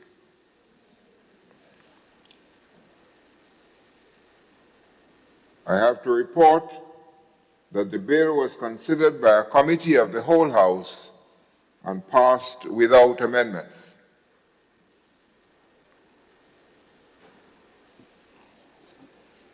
Mr. Speaker, I beg to move that the Chairman's report be adopted. Honourable members, the question is that the Chairman's report be adopted. Those who are of that opinion say aye. Of the contrary opinion say nay.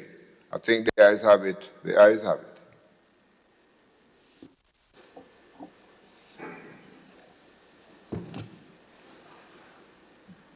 Honourable Representative for Carriacou, Petit Martinique. Mr. Speaker, I beg to move the third reading of the bill and passage. Honourable members, the question proposes that the bill be read a third time. Honourable members, the question is that the bill be read a third time and passed. Those who are of that opinion say aye. Of the contrary opinion say nay. I think the ayes have it. The ayes have it. A bill for an act shortly entitled Extradition Amendment Bill 2020.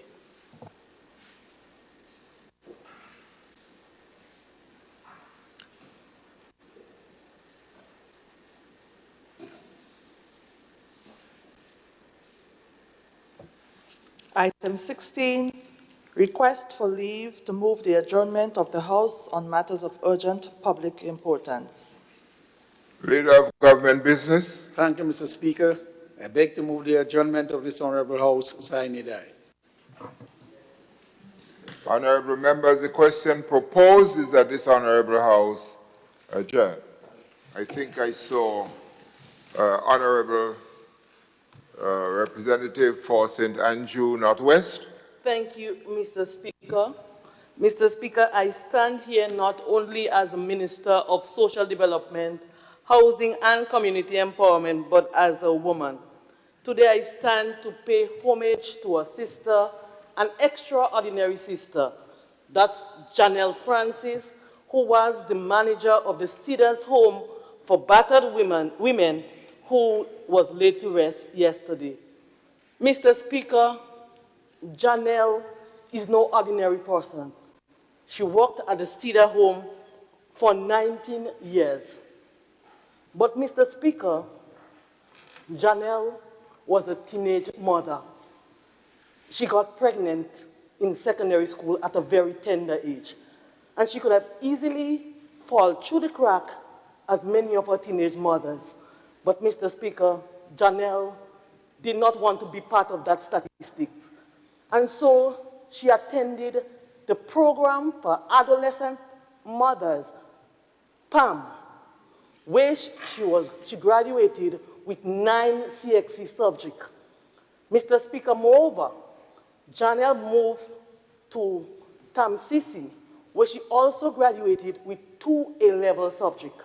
Mr. Speaker, this speaks volume of a woman who have left a legacy behind for many other women who have been victim of violence and victim of abuse, but did not let that distract her, but continue to pursue her education and started as an ordinary worker at Cedars, but emerged as the manager.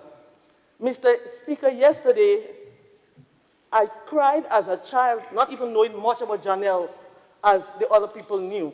When ordinary persons, women who were in abusive situations, women who were residents of the home, came up, Mr. Speaker. One lady who's blind, she never saw Janelle, but she knew that Janelle loved and cared for her as somebody who was abused. And she sang a song she made on her own, saying, Janelle, I cannot see your face, but I know you love me, and I know you cared for me. Who will be there to care for me anymore?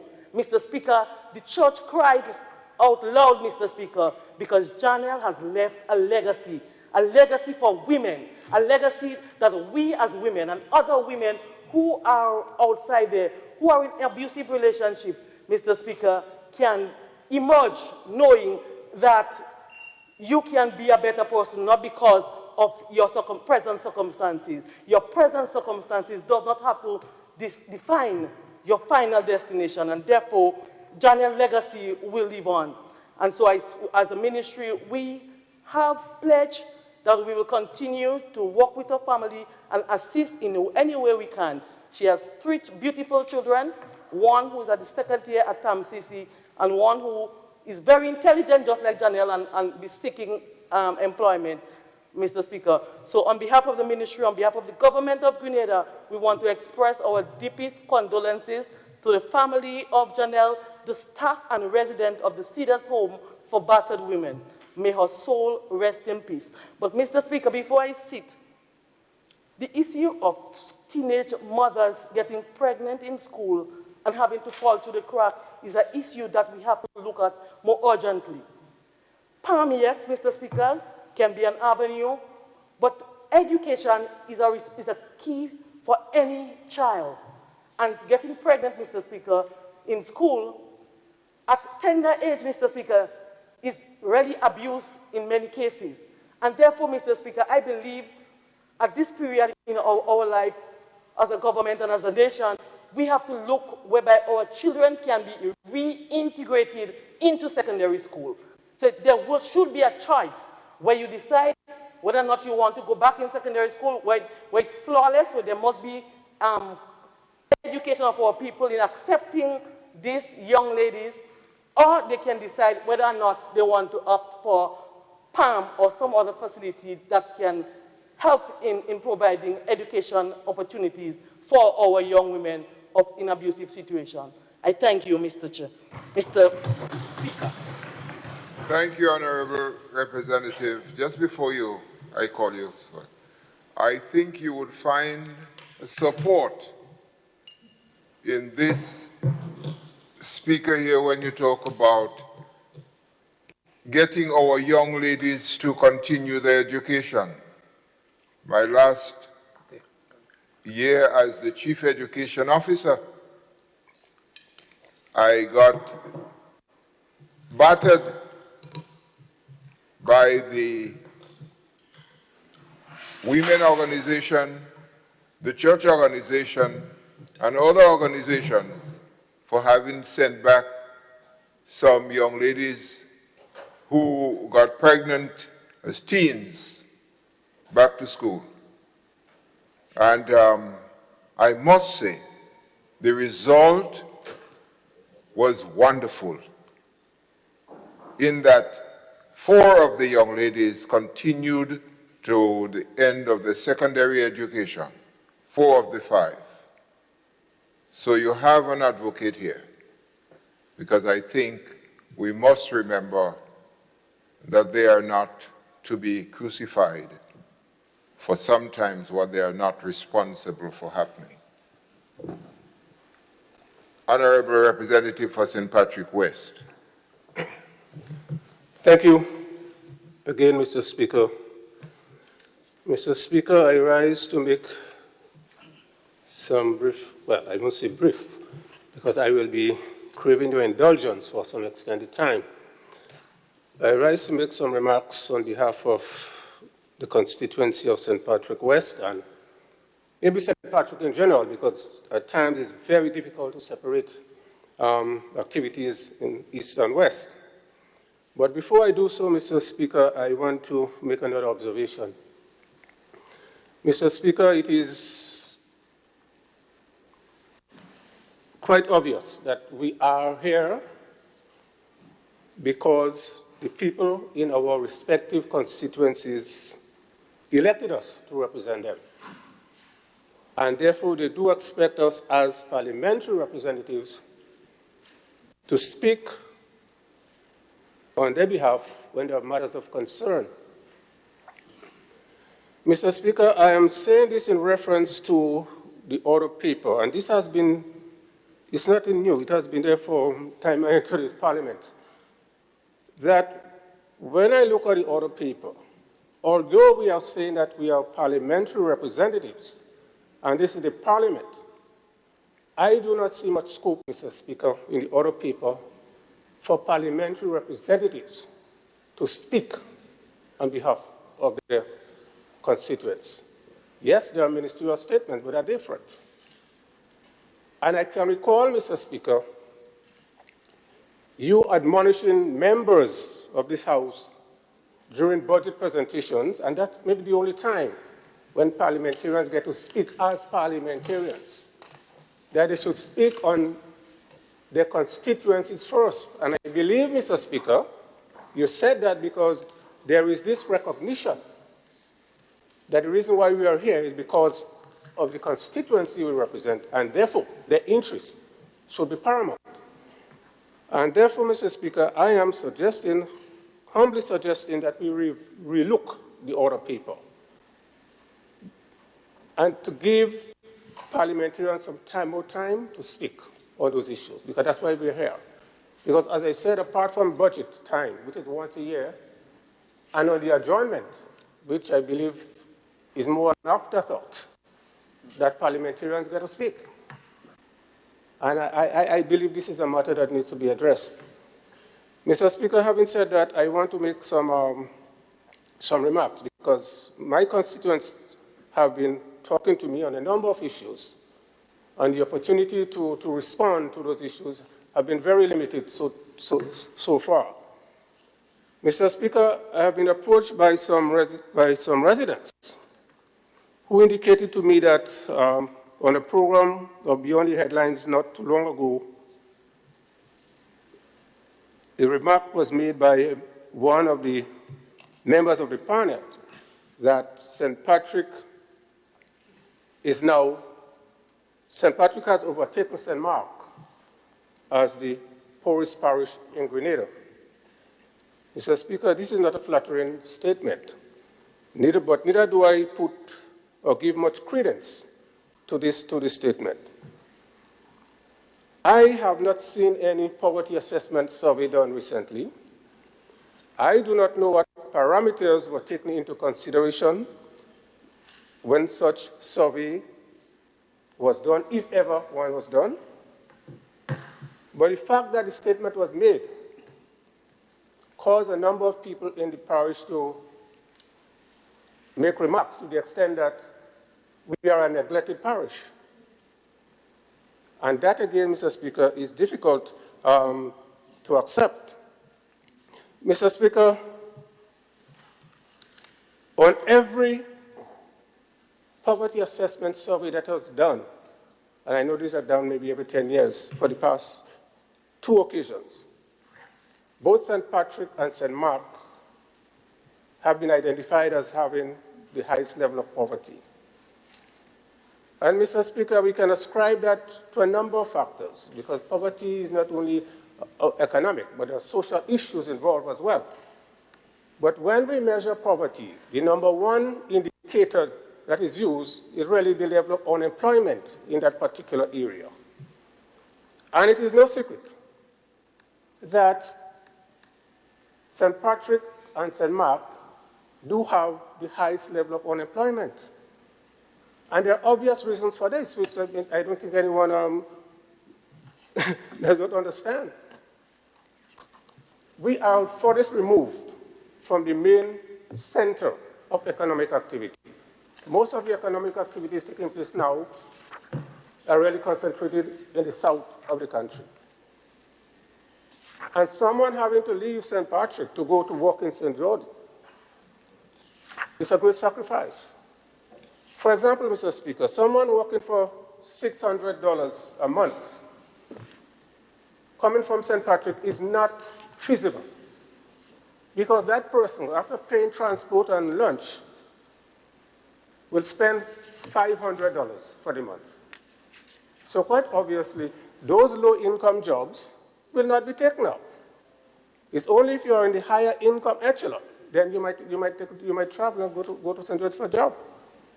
But someone in the St. George area obviously will accept such a job.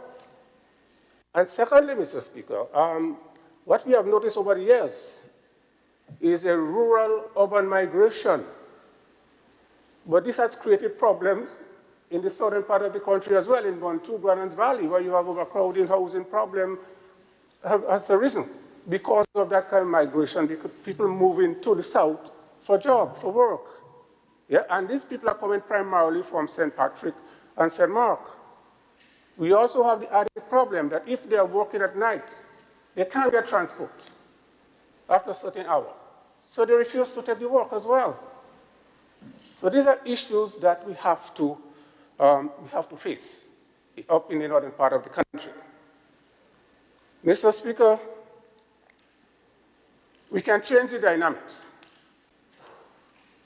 because there is a link between poverty and unemployment. And if we are to address the issue of unemployment, we have to look at how we can create more economic activities in the northern part of the country, and that can only come through higher levels of investment, both from the private sector and the public sector. That is the answer, Mr. Speaker.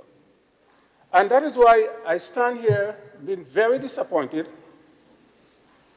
with some residents of St. Patrick, and I'm saying it here, who are openly criticizing that project, that ecotourism project that is proposed for Liberia.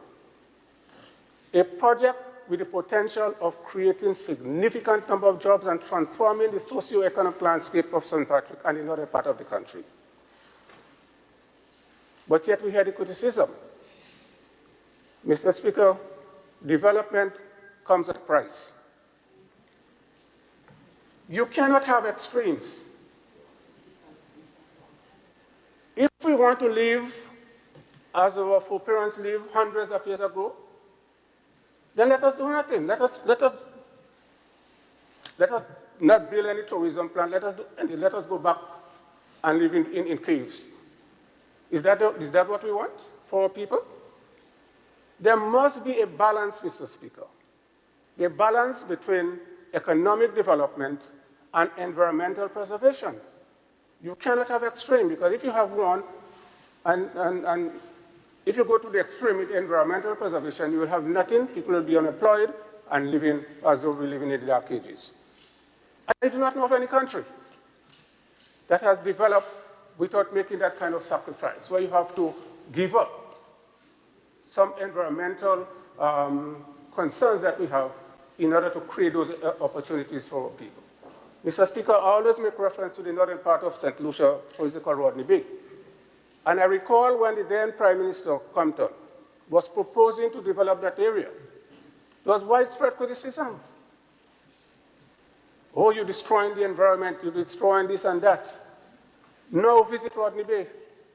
It has transformed that part of St. Lucia.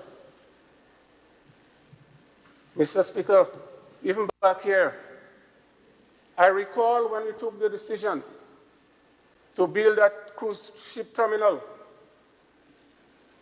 there were those who said, if you do that, you will destroy Grandans Beach.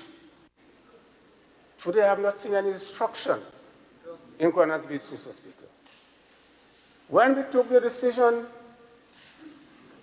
to get the developer to build Port Louis and create a marina, again, they came out in protest. And what was there before, Mr. Speaker? A dump.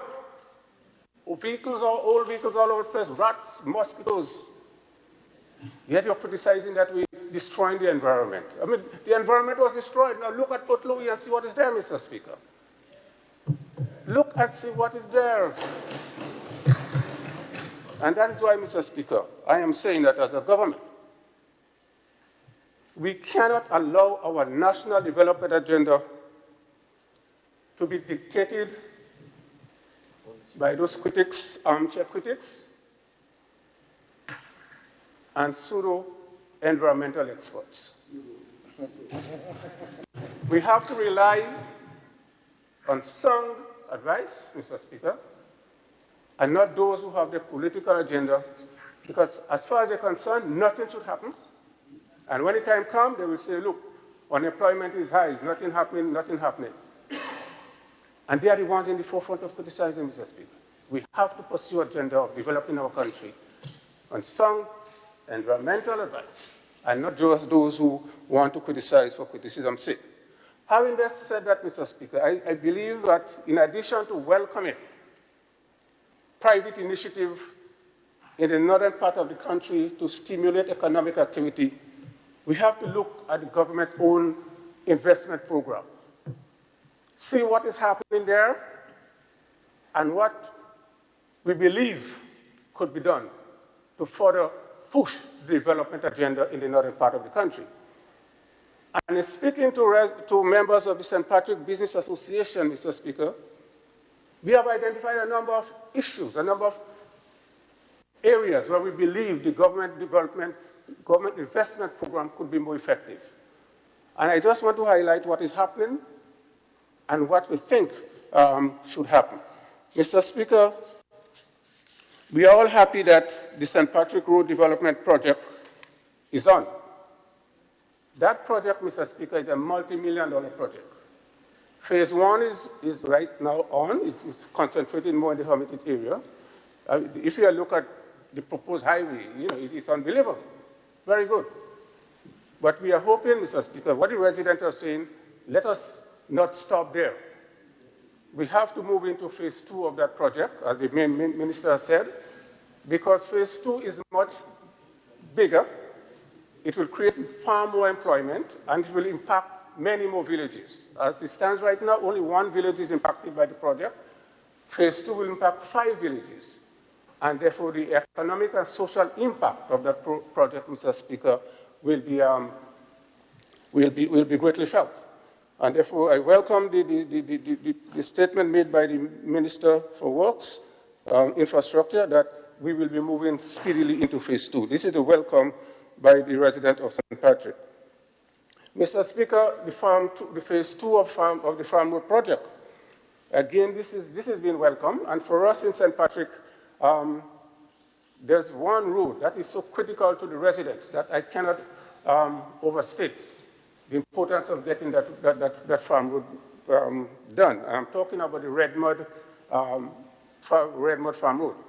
This is a village that is almost isolated, depends primarily on agriculture, but yet the main road, the main access road to the farm has been damaged for years because there is no bridge.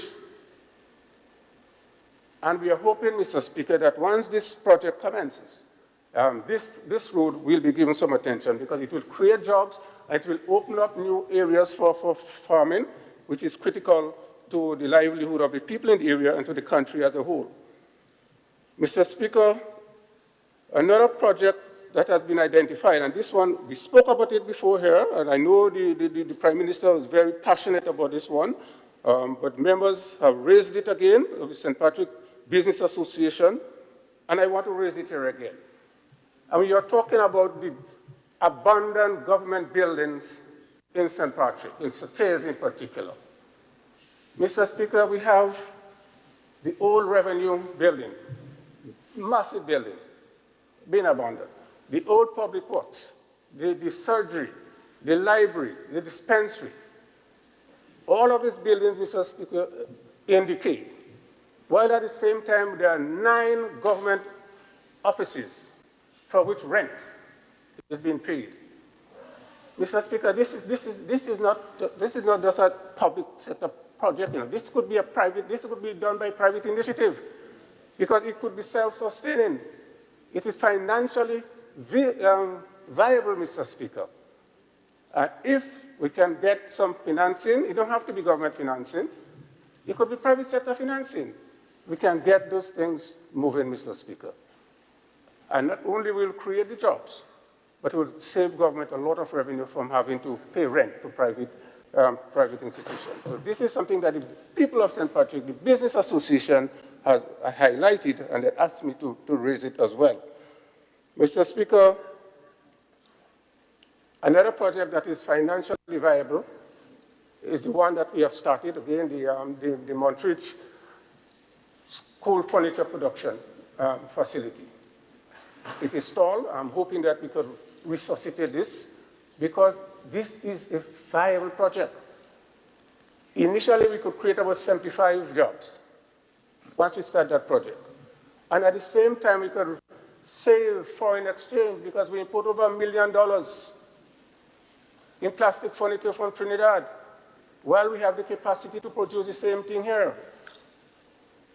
So the market is there, Mr. Speaker. We don't have to look for a market. I'm saying this is a project that, again, even if the government does not have the resources, we could go to the private sector and get resources that because it is viable. The market is there. Government furniture, school furniture, government offices, repairs of furniture, Mr. Speaker. These are things that need to be done. You go to schools, the furniture is broken. What do? They just throw it away. That could be repaired. But when you have the plastic, you can't repair them, Mr. Speaker. But when you have the wooden furniture, you could repair them and create employment opportunities, Mr. Speaker. And this is something, again, I think we could fast track, create more employment for people. Mr. Speaker, we have the #1 tourist attraction in St. Patrick, Leapers Hill. Visitors from all over want to go to Leapers Hill. But let us look at Leapers Hill right now. Total, almost abandoned. Yet we have security guards. We have to pay security guards. The potential to earn revenue from that project is not being realized. Again, Mr. Speaker, and you know what's the problem? The Minister for Tourism could tell you. One person creating an obstacle to progress there, and yet we seem paralyzed, not be able to do anything. He talk after talk, and nothing is happening there, Mr. Speaker. Major tourism, major attraction. You visit places in St. Kitts, You pay $2, $3. You go and just to see what we have in Saturday is far better than what we have in a number of countries that people paying to go and look at. We have to, Mr. Speaker, realize our own potential. And I'm saying that this is a project that we have somehow to find the means to overcome whatever bottleneck to get this project moving. Mr. Speaker, another project that they are talking about in St. Patrick is the Mount Rodney area, where there is serious erosion taking place. A number of houses have been destroyed already. An Amerindian cemetery, over 1,000 years, was unearthed, was exposed because of the erosion, something that we trivialize. But what is even what is even worse now, Mr. Speaker, is that the main road leading to the villages of W.I and Prospect, that road has been threatened. The sea is just about 60 feet away from that road now. And once that road is destroyed, then that entire area is cut off, because there will be no access to W.I, Mount Alexander from Sates, Mr. Speaker. I am saying we have to look at that carefully. For the people whose homes have been destroyed, we have already indicated to them that once the facilities provided by the Chinese, the low-income housing project is ready, we can have them relocated, Mr. Speaker. So that part is okay, but I am more concerned about the potential threat to the road itself, that sooner or later we will have no access to that part. Mr. Speaker, we have in St. Patrick, Montreux Estate, over 257 acres of land underutilized, but yet government is paying workers. Yes, we have to pay them because, you know, they have to survive as well. I'm saying, Mr. Speaker, that is a project with tremendous potential. I know that we have been engaging private investors, but not, as of now, nothing has been realized. Soursop is now Grenada's green gold. Can you imagine if we could transform that Montreux estate into a Soursop plantation? We have to take initiative, Mr. Speaker, to do those things in order to create the jobs and to bring the development to that part of the country. Mr. Speaker, having said all that, I do not want to be speaking in a vacuum. I do not want to be speaking without the realization that we are not living in normal times, Mr. Speaker. They call this COVID-19 time. And there must be the understanding that we cannot do things, the things that we would like to do, we cannot do them because of this COVID pandemic. Yeah? So whereas pre-COVID, the country was on a sustainable development path, significant growth, 4.5%. Unemployment being reduced from 28 to 14%, Mr. Speaker. We have to realize that. We are on a track to sustainable development. Government generating surplus, important for financing its capital program. COVID turned everything upside down. So we have to understand that there must be some mitigating factors at work, that we cannot do as much. The people are asking, but we cannot do as much, Mr. Speaker, because the revenue is not there again. So whereas, yes, we are saying all these things should be done, that's the ideal situation, Mr. Speaker, but the practical situation is that the revenue, not having the revenue, might not allow us to do the things that we want to do. So I just want to ensure that I make this statement, that people will not get the idea that, yes, all these things could be done and government not doing it. I'm pretty sure if we have the resources, we will do it. We will do it, but the resources are there, Mr. Speaker. And in that vein, Mr. Speaker, I want to give this government very high commendation. Because notwithstanding the COVID crisis, Mr. Speaker, notwithstanding the reduction in revenue, half of your revenue base being eroded, this government has maintained all of its social programs designed to alleviate poverty, not only in St. Patrick, but the whole of the country.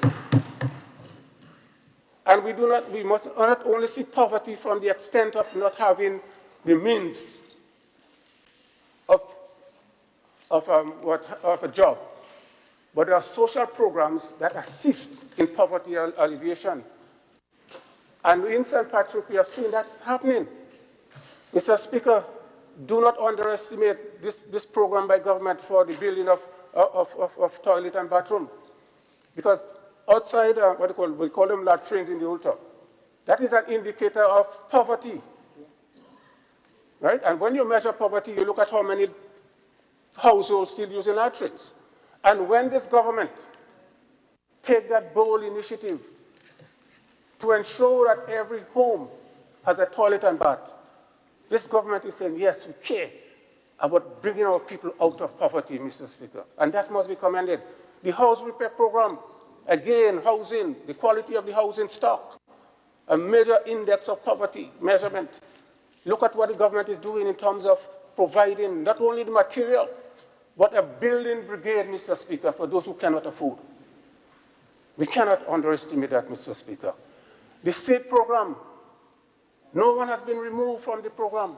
Instead, government moved to even complement what is happening in the seed by providing food baskets. Another aspect of poverty alleviation, Mr. Speaker. And therefore, I'm saying that this government must be commended.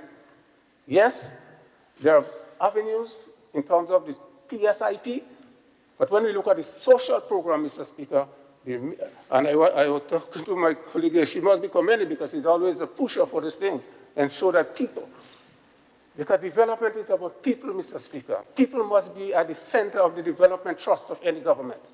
And the social agenda, Mr. Speaker, that this government is pursuing is ensuring that our people move out of poverty, and that must be commended, Mr. Speaker. Finally, Mr. Speaker, I want to touch on one issue that is very topical, the reopening of schools. Mr. Speaker, I'm hearing, again, it's unfortunate that the Minister for Education and her team has been doing a fantastic job, Mr. Speaker, in preparing our children for the reopening of school on the 7th of September. But I'm hearing some parents saying, no, they're not sending their children to school because of the COVID, afraid of COVID. But I'm not surprised, I wouldn't be surprised, Mr. Speaker, if if these parents, some of them, were not part of the jump up that we had and saying that there is no COVID. Is it by convenience that now we have COVID? Mr. Speaker, my advice to our parents, send your children to school or the open of school, and the ministry is putting appropriate safeguards in place to ensure that the children, even if they do have pre-existing conditions, will be taken care of. Let us not be distracted because some of them out there are just there to oppose. It's just to oppose everything that this government is doing. Whether it's right, they will still oppose it. So, Mr. Speaker, on this note, I want to thank you very much for your patience and your time, and to say that I am hoping that in the future, those of us who would like to speak on developments in our constituencies will be given that time, and just not on the adjournment, when people's mind and potential to retain is very limited. I think we need more prominence in terms of speaking on behalf of our constituents, Mr. Speaker. I thank you very much. Thank you, Honourable Representative for St. Patrick West. Leader of the Opposition, just a second. I want to point out to you that, yes, I understand the limitations that comes with the speaking at the adjournment, but we have other provisions in the standing order. For example, unopposed private business is one area that a parliamentary representative can speak to. You have, I'm just looking through my standing order here. You have private business, private business, unopposed private business.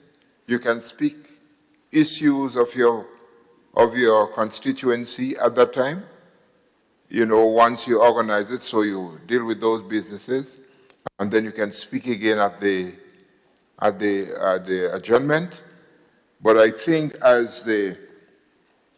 since the House can determine its own procedure, then we can, under the different committees, look and see how we can reorganize the standing orders, because you have the standing orders committee, we have the committee of privileges, and we have the committee of the House. So these committees can meet to address some of the issues that you speak to, because I believe, and as you know, I give priority number one to parliamentary representation. Mr. Speaker, with your indulgence, some clarification on the private matters of private business. I do not believe that was made clear in terms of exactly what could be said there. This is the first time I'm hearing that you could speak on your constituency under that heading. I thought we were dealing with matters that more of a private nature rather than expressing your concerns, public concerns. Urgent private business, unopposed private business. Mr. Clark, would you just like to?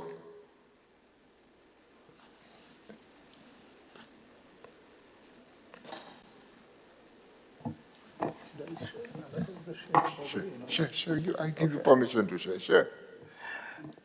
Yeah, there are some areas, like for example, the unopposed private business, where a member who is not a minister can raise certain concerns that he has to the House. So that's one area. So some of what may have been said in the adjournment could be taken up in that area also. Additionally, there could be motions which comes as a debate which deals with matters which you have raised pertaining to your constituency, which could actually ask the House to provide support. May not be a definite resolution, but in terms of support. So some of these matters could be discussed as a motion also, and that we could have discussions on further and provide further clarity on how that could be done. Yeah, we want to make sure that the few minutes that is given at the end do not restrict any member from discussing their parliamentary representation. Leader of the... Thank you, Mr. Speaker. Mr. Speaker, I rise on this adjournment, and as the member for St. Andrew Northeast mentioned about the passing of the lady, I think this House may recognize that in recent days, just maybe a week ago, I shouldn't say members of this House, but workers from this House lost 3 family members. I think the guy that does the IT, he lost his mother while on the job here. Then Miss Morgan, your secretary, lost her brother. And then Miss Fari, I believe. And so I just want to recognize the contribution that the members, the workers made to this honorable place. And it is indeed with sadness that we hear about this. Mr. Speaker, now in my position as the leader of Her Majesty's opposition, maybe I can go now beyond the boundary of just my constituents. And a few things that I want to speak to, questions. I do believe, Mr. Speaker, this is the public house, the people's house. And some of the questions that I asked were submitted to me by the people. And they want to know. For example, the question about the waterfall, the Annandale waterfall. It came from the people there, the area of the people there, and they were asking about consultation should be done when such is listed or under what condition. Then again, the question that I raised about the port facility in Carriacou, again, it came from the people of Carriacou. Mr. Speaker, the member for St. Patrick's West just spoke about the importance of developing St. Patrick's waterfront. He spoke about the change that the cruise ship terminal brought to St. George's. He spoke to the change that the Port Louis brought to the lagoon. And here we are debating whether or not, or the question should be asked, you take away a port facility from Hillsborough, Carriacou, and bring it to Tyrrell Bay. What is the economic impact to the businesses in Hillsborough? Hillsborough possesses, Mr. Speaker, about 400 or 500 businesses. Mr. Speaker, it is a place where I grew up. I went to primary school, I went to high school, I worked there as a teacher in Hillsborough. You know, it was very sad when my mom called me one day. She usually visits here in Grenada, and I sent her up via the Osprey. And she said to me, when she called me when she got home, she said, you know, I wouldn't be coming to Grenada often again. Because she took the Osprey here, and she's 82. And she dropped off in Harveyville, catches the bus with all her little goods, and when she got to Hillsborough, she dropped off, the boat left. So she has to get back again on another bus to take her to Windward to see if she could catch a boat when it used to be from St. George's to Hillsborough to Petit-Martinique. And the people are crying out. Mr. Speaker, I am not saying let us remove the port facility in Tyrrell Bay. It is a good thing. But what I am saying, let us return a port facility in Hillsborough so that the businesses that are there can and indeed develop. Mr. Speaker, I do believe the people in Hillsborough, Carriacou, the northern part, and Petit-Martinique is seriously, and I think at this point, is considering bringing a petition to this House. Because I do believe that some kind of port facility, but when we speak in the absolute, to tell these people that there will not be no port facility, to say that this is a dead issue. Mr. Speaker, I am told, I just visited last week, that the port facility in Hillsborough, Carriacou was established in 1774 by the French. And if you know the French, they usually look and establish port all over the place in funny places, but they chose Hillsborough over everywhere else because it is central. It is deep water too.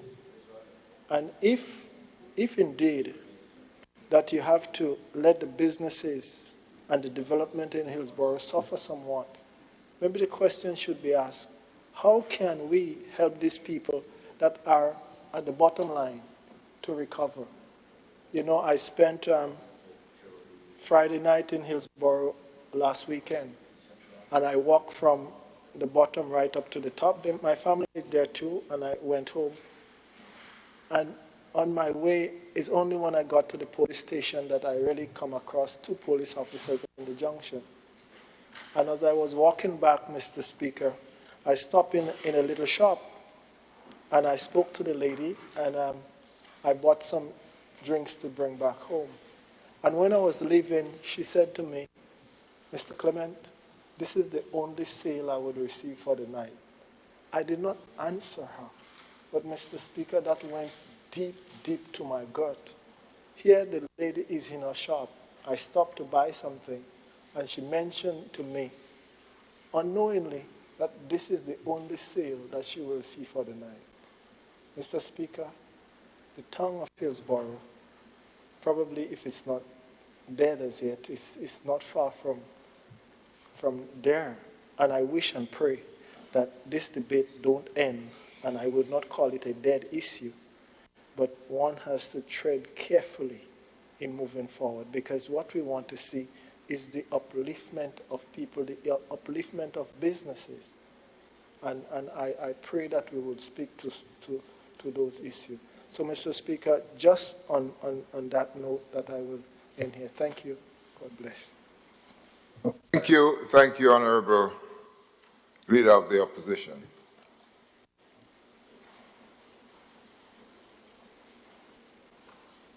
I would just want to, I'm still looking about. Okay. Now let me just say, honourable members, that we are moving, and I'm feeling happy that we are sitting in Parliament and we have our devices in front of us. This is where we wanted to go a long time. So we have reached part of the way. The other part of the way is to make all information that is available at Parliament available at the touch of a button. And so we have, working diligently, our IT officer, Mr. Gavin Mark, who is here today, and as the Leader of the Opposition mentioned, lost his mother just a couple of days ago, but is here today because of the importance of what he's doing to the Parliament.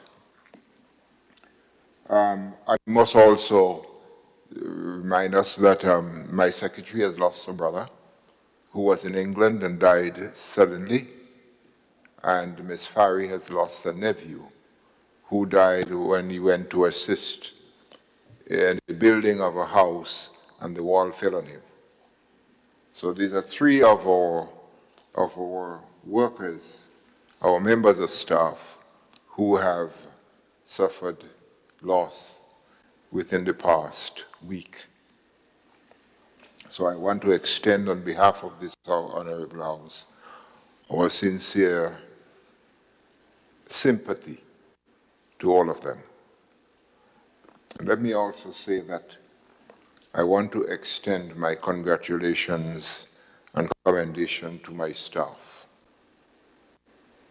the staff of the Parliament, because we don't always get credit for all that is being done. And let me say that our Clerk of Parliament is sometimes, I don't know how he does it, because many members of staff have to forgo their vacation, or on many occasions have to be recalled from the vacation to come to perform because we cannot, at that particular time, do without them. So I want to commend them for the willingness to sometimes forgo the vacation so that they can be here, even if some of them have not yet or is given the appointments that we hope and have recommended by the Public Service Commission. So I just wanted to remind us that they are here working hard, and we need to sometimes remember that they are hard workers to make this whole thing happen. Honourable members, the question is that this Honourable House now stands adjourned. Sign it aye.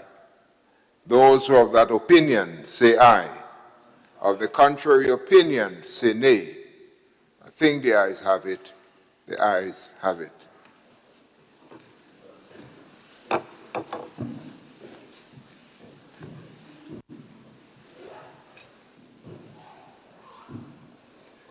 Honourable members, this House now stands adjourned. Sign it aye.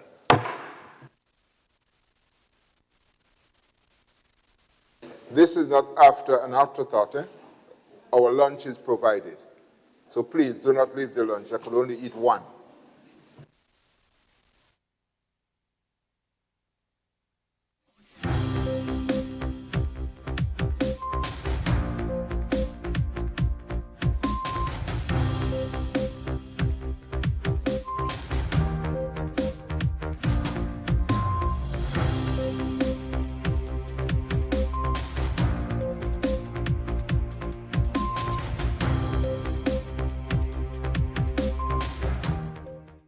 Royal Grenada Police Force units to be outfitted with body cameras by end of September to enhance its service delivery. We'll have details to this story and more in the National Report.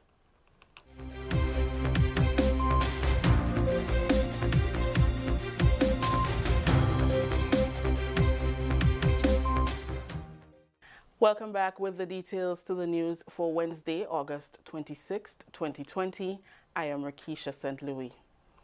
A section of officers within the Royal Grenada Police Force will be outfitted with body cameras to improve the accountability of the force as they interact with the public. Acting Commissioner of Police Edwin Martin made the announcement during the RGPF's press conference on Wednesday. Commissioner Martin explained that only officers attached to the Rapid Response Unit, RRU, Drug Squad and the Traffic Department will be given body cams. The initiative, which is scheduled to commence at the end of September, will be reviewed after 6 months with the view to extend it to each unit. Going forward, the force is now well poised for the implementation of another initiative. By the end of September this year, we will be implementing the use of body-worn cameras for police officers. The initial rollout will involve the RRU, or Rapid Response Unit, the Drug Squad, and the Traffic Department. The effectiveness of this initiative will be monitored on an ongoing basis, and a review will take place after 6 months of implementation, when a determination will be made on implementing this initiative across all departments of the police force. Acting Commissioner Martin said various police forces around the world have implemented body cams and the results are exceptionally positive. He is hopeful that by implementing this measure, the force will become more effective and accountable in its ability to gather and capture evidence and in service delivery. It is our hope, among other benefits of this initiative, that it will contribute to mitigating adversarial interactions between police officers and members of the public. It will significantly enhance our capacity to gather and capture evidence at the scene of crime, and it would also provide a platform for investigative review if this becomes necessary. Continuing the news, the General Hospital is the recipient of 27 hospital beds. The donation was made by the New York-based Grenadian retired Lieutenant Nimrod Oliver. Director of Hospital Services Dr. Carol McIntosh told GIS during a telephone interview that the beds will provide extra comfort to the patients and assist the staff to efficiently deliver top-class care to the sick. She explained that the beds, which are electrical with anti-bed sore mattresses, will be distributed to each ward at the hospital and in Carriacou. According to Dr. McIntosh, any donation of beds and equipment to the health sector will always be welcomed. The hospital is always in need of hospital beds. We are talking across the board. So we are in need of approximately 400 hospital beds because we're 165 here at the General Hospital. We are 44 bed at the Princess Alice Hospital, 28 bed at the Princess Royal Hospital, and at times 80 beds at Mount Gay and 60 beds at Richmond Home. And that gives or takes depending on the people coming in. That's just General Hospital beds. And then I want to clarify because we then need ICU beds, we need cribs for the pediatric patients. So there's a different type, and then we need examination beds or trolleys to bring patients from one site to another. So as a hospital service, we are always in need of a variety of hospital beds. We will place them in different wards, a few in each ward, and several of them will be sending up to Princess Alice Hospital once we have completed our process of sanitizing and a biomed has reviewed them and cleared them. The beds are valued at US $20,000. Oliver told GIS the relatively new beds were purchased at an auction. He explained that Grenada's development is always foremost in his mind, and whatever he can do to assist in further development, he will. I saw the opportunity, didn't discuss it with anyone, but saw the opportunity with the beds, and I just decided to go ahead and get it, and hope that it could have been of good use to the people of Grenada. 27 beds, that lot was 27. It was actually 2 lots of 27 each. And I tried to get both, but the second one, so that would have been a total of 54. So basically it's a government auction, and but the beds they're pretty good, and they were in high demand. So the second set someone outbid it by a lot. So the beds they were in service at the University Hospital in Ohio, and like so in the US here, like every 2 years or so you would change equipment. So they're fairly new. This is the National Report. The news will continue after the break. Protect yourself and our community from COVID-19. Wash your hands frequently with soap and water for at least 20 seconds. If soap and water are not available, use an alcohol-based hand sanitizer with at least 70% alcohol. Use a tissue when blowing your nose, sneezing, or coughing. Immediately discard the tissue properly and wash or sanitize your hands. Avoid close contact with people who are sick. Let's do our part to ensure that each and every Grenadian remains healthy. To stay up to date, visit the Government of Grenada's webpage or the Ministry of Health's Facebook page. For more information, contact the Ministry of Health's hotline by calling 53-VIRUS. This has been a public service announcement brought to you by the Ministry of Health. Welcome back.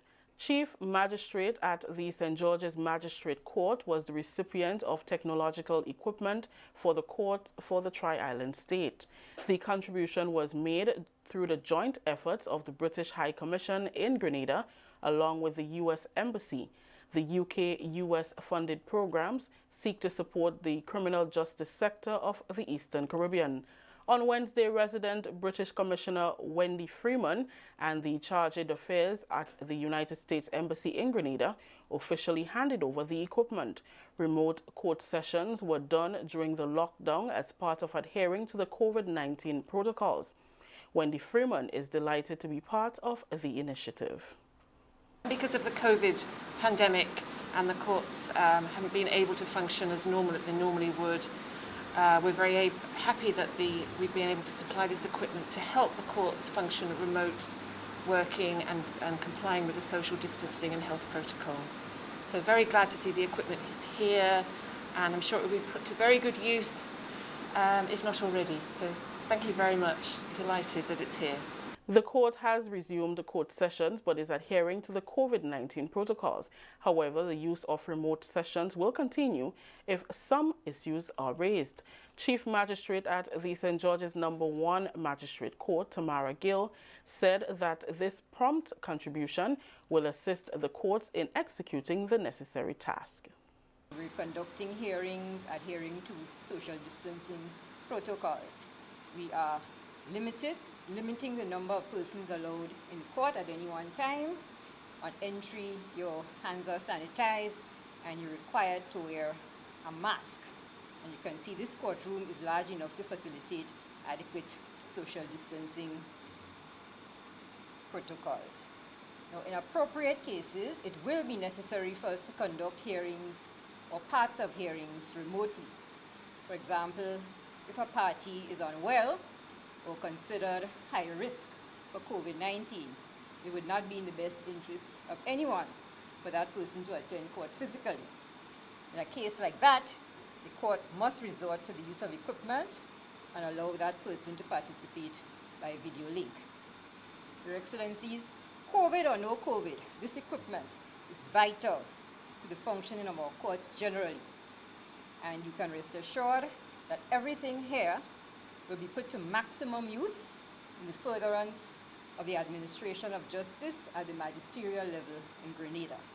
Finally, in the news, in an effort to promote climate-smart agricultural techniques among rural farmers, Officials from the Climate Smart Agriculture and Rural Enterprise Program (CIEP) engaged over 15 farmers and backyard gardeners of St. Patrick, offering them some of the recommended climate-smart agricultural practices that they can implement on their fields and gardens to improve their productivity.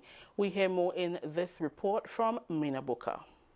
Climate-smart agriculture is an approach that helps to guide actions needed to transform and reorient agricultural systems to effectively support the development and ensure food security in a changing climate.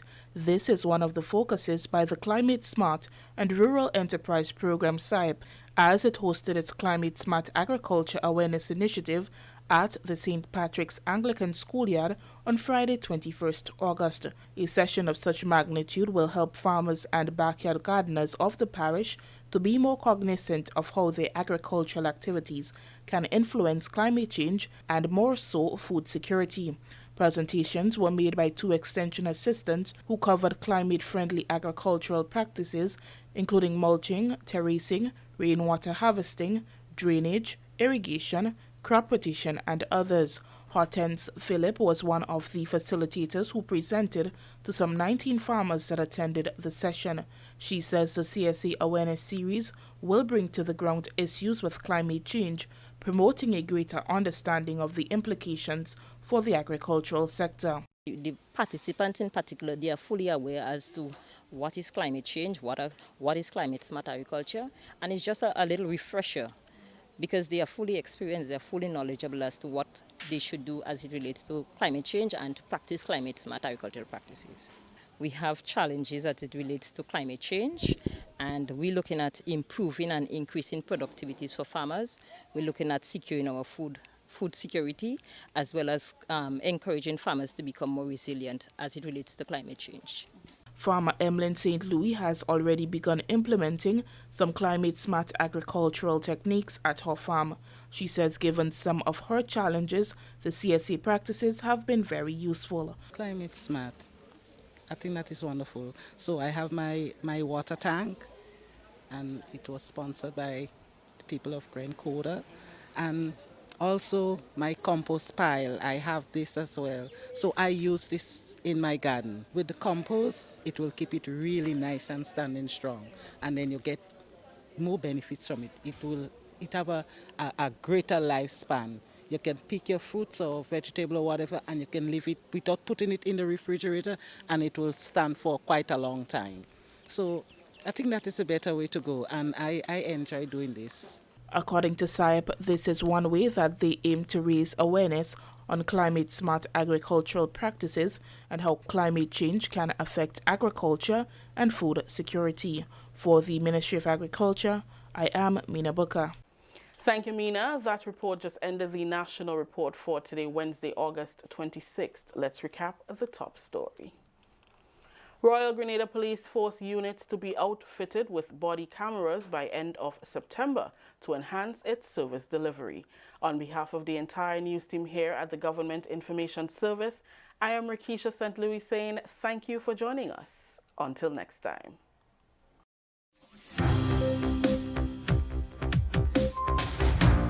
Stay up to date with all that's happening with the new National Party, NNP. Send us a message via text or WhatsApp on 405-8683 with your name, email, and constituency. Stay in the know with NNP. Get updated.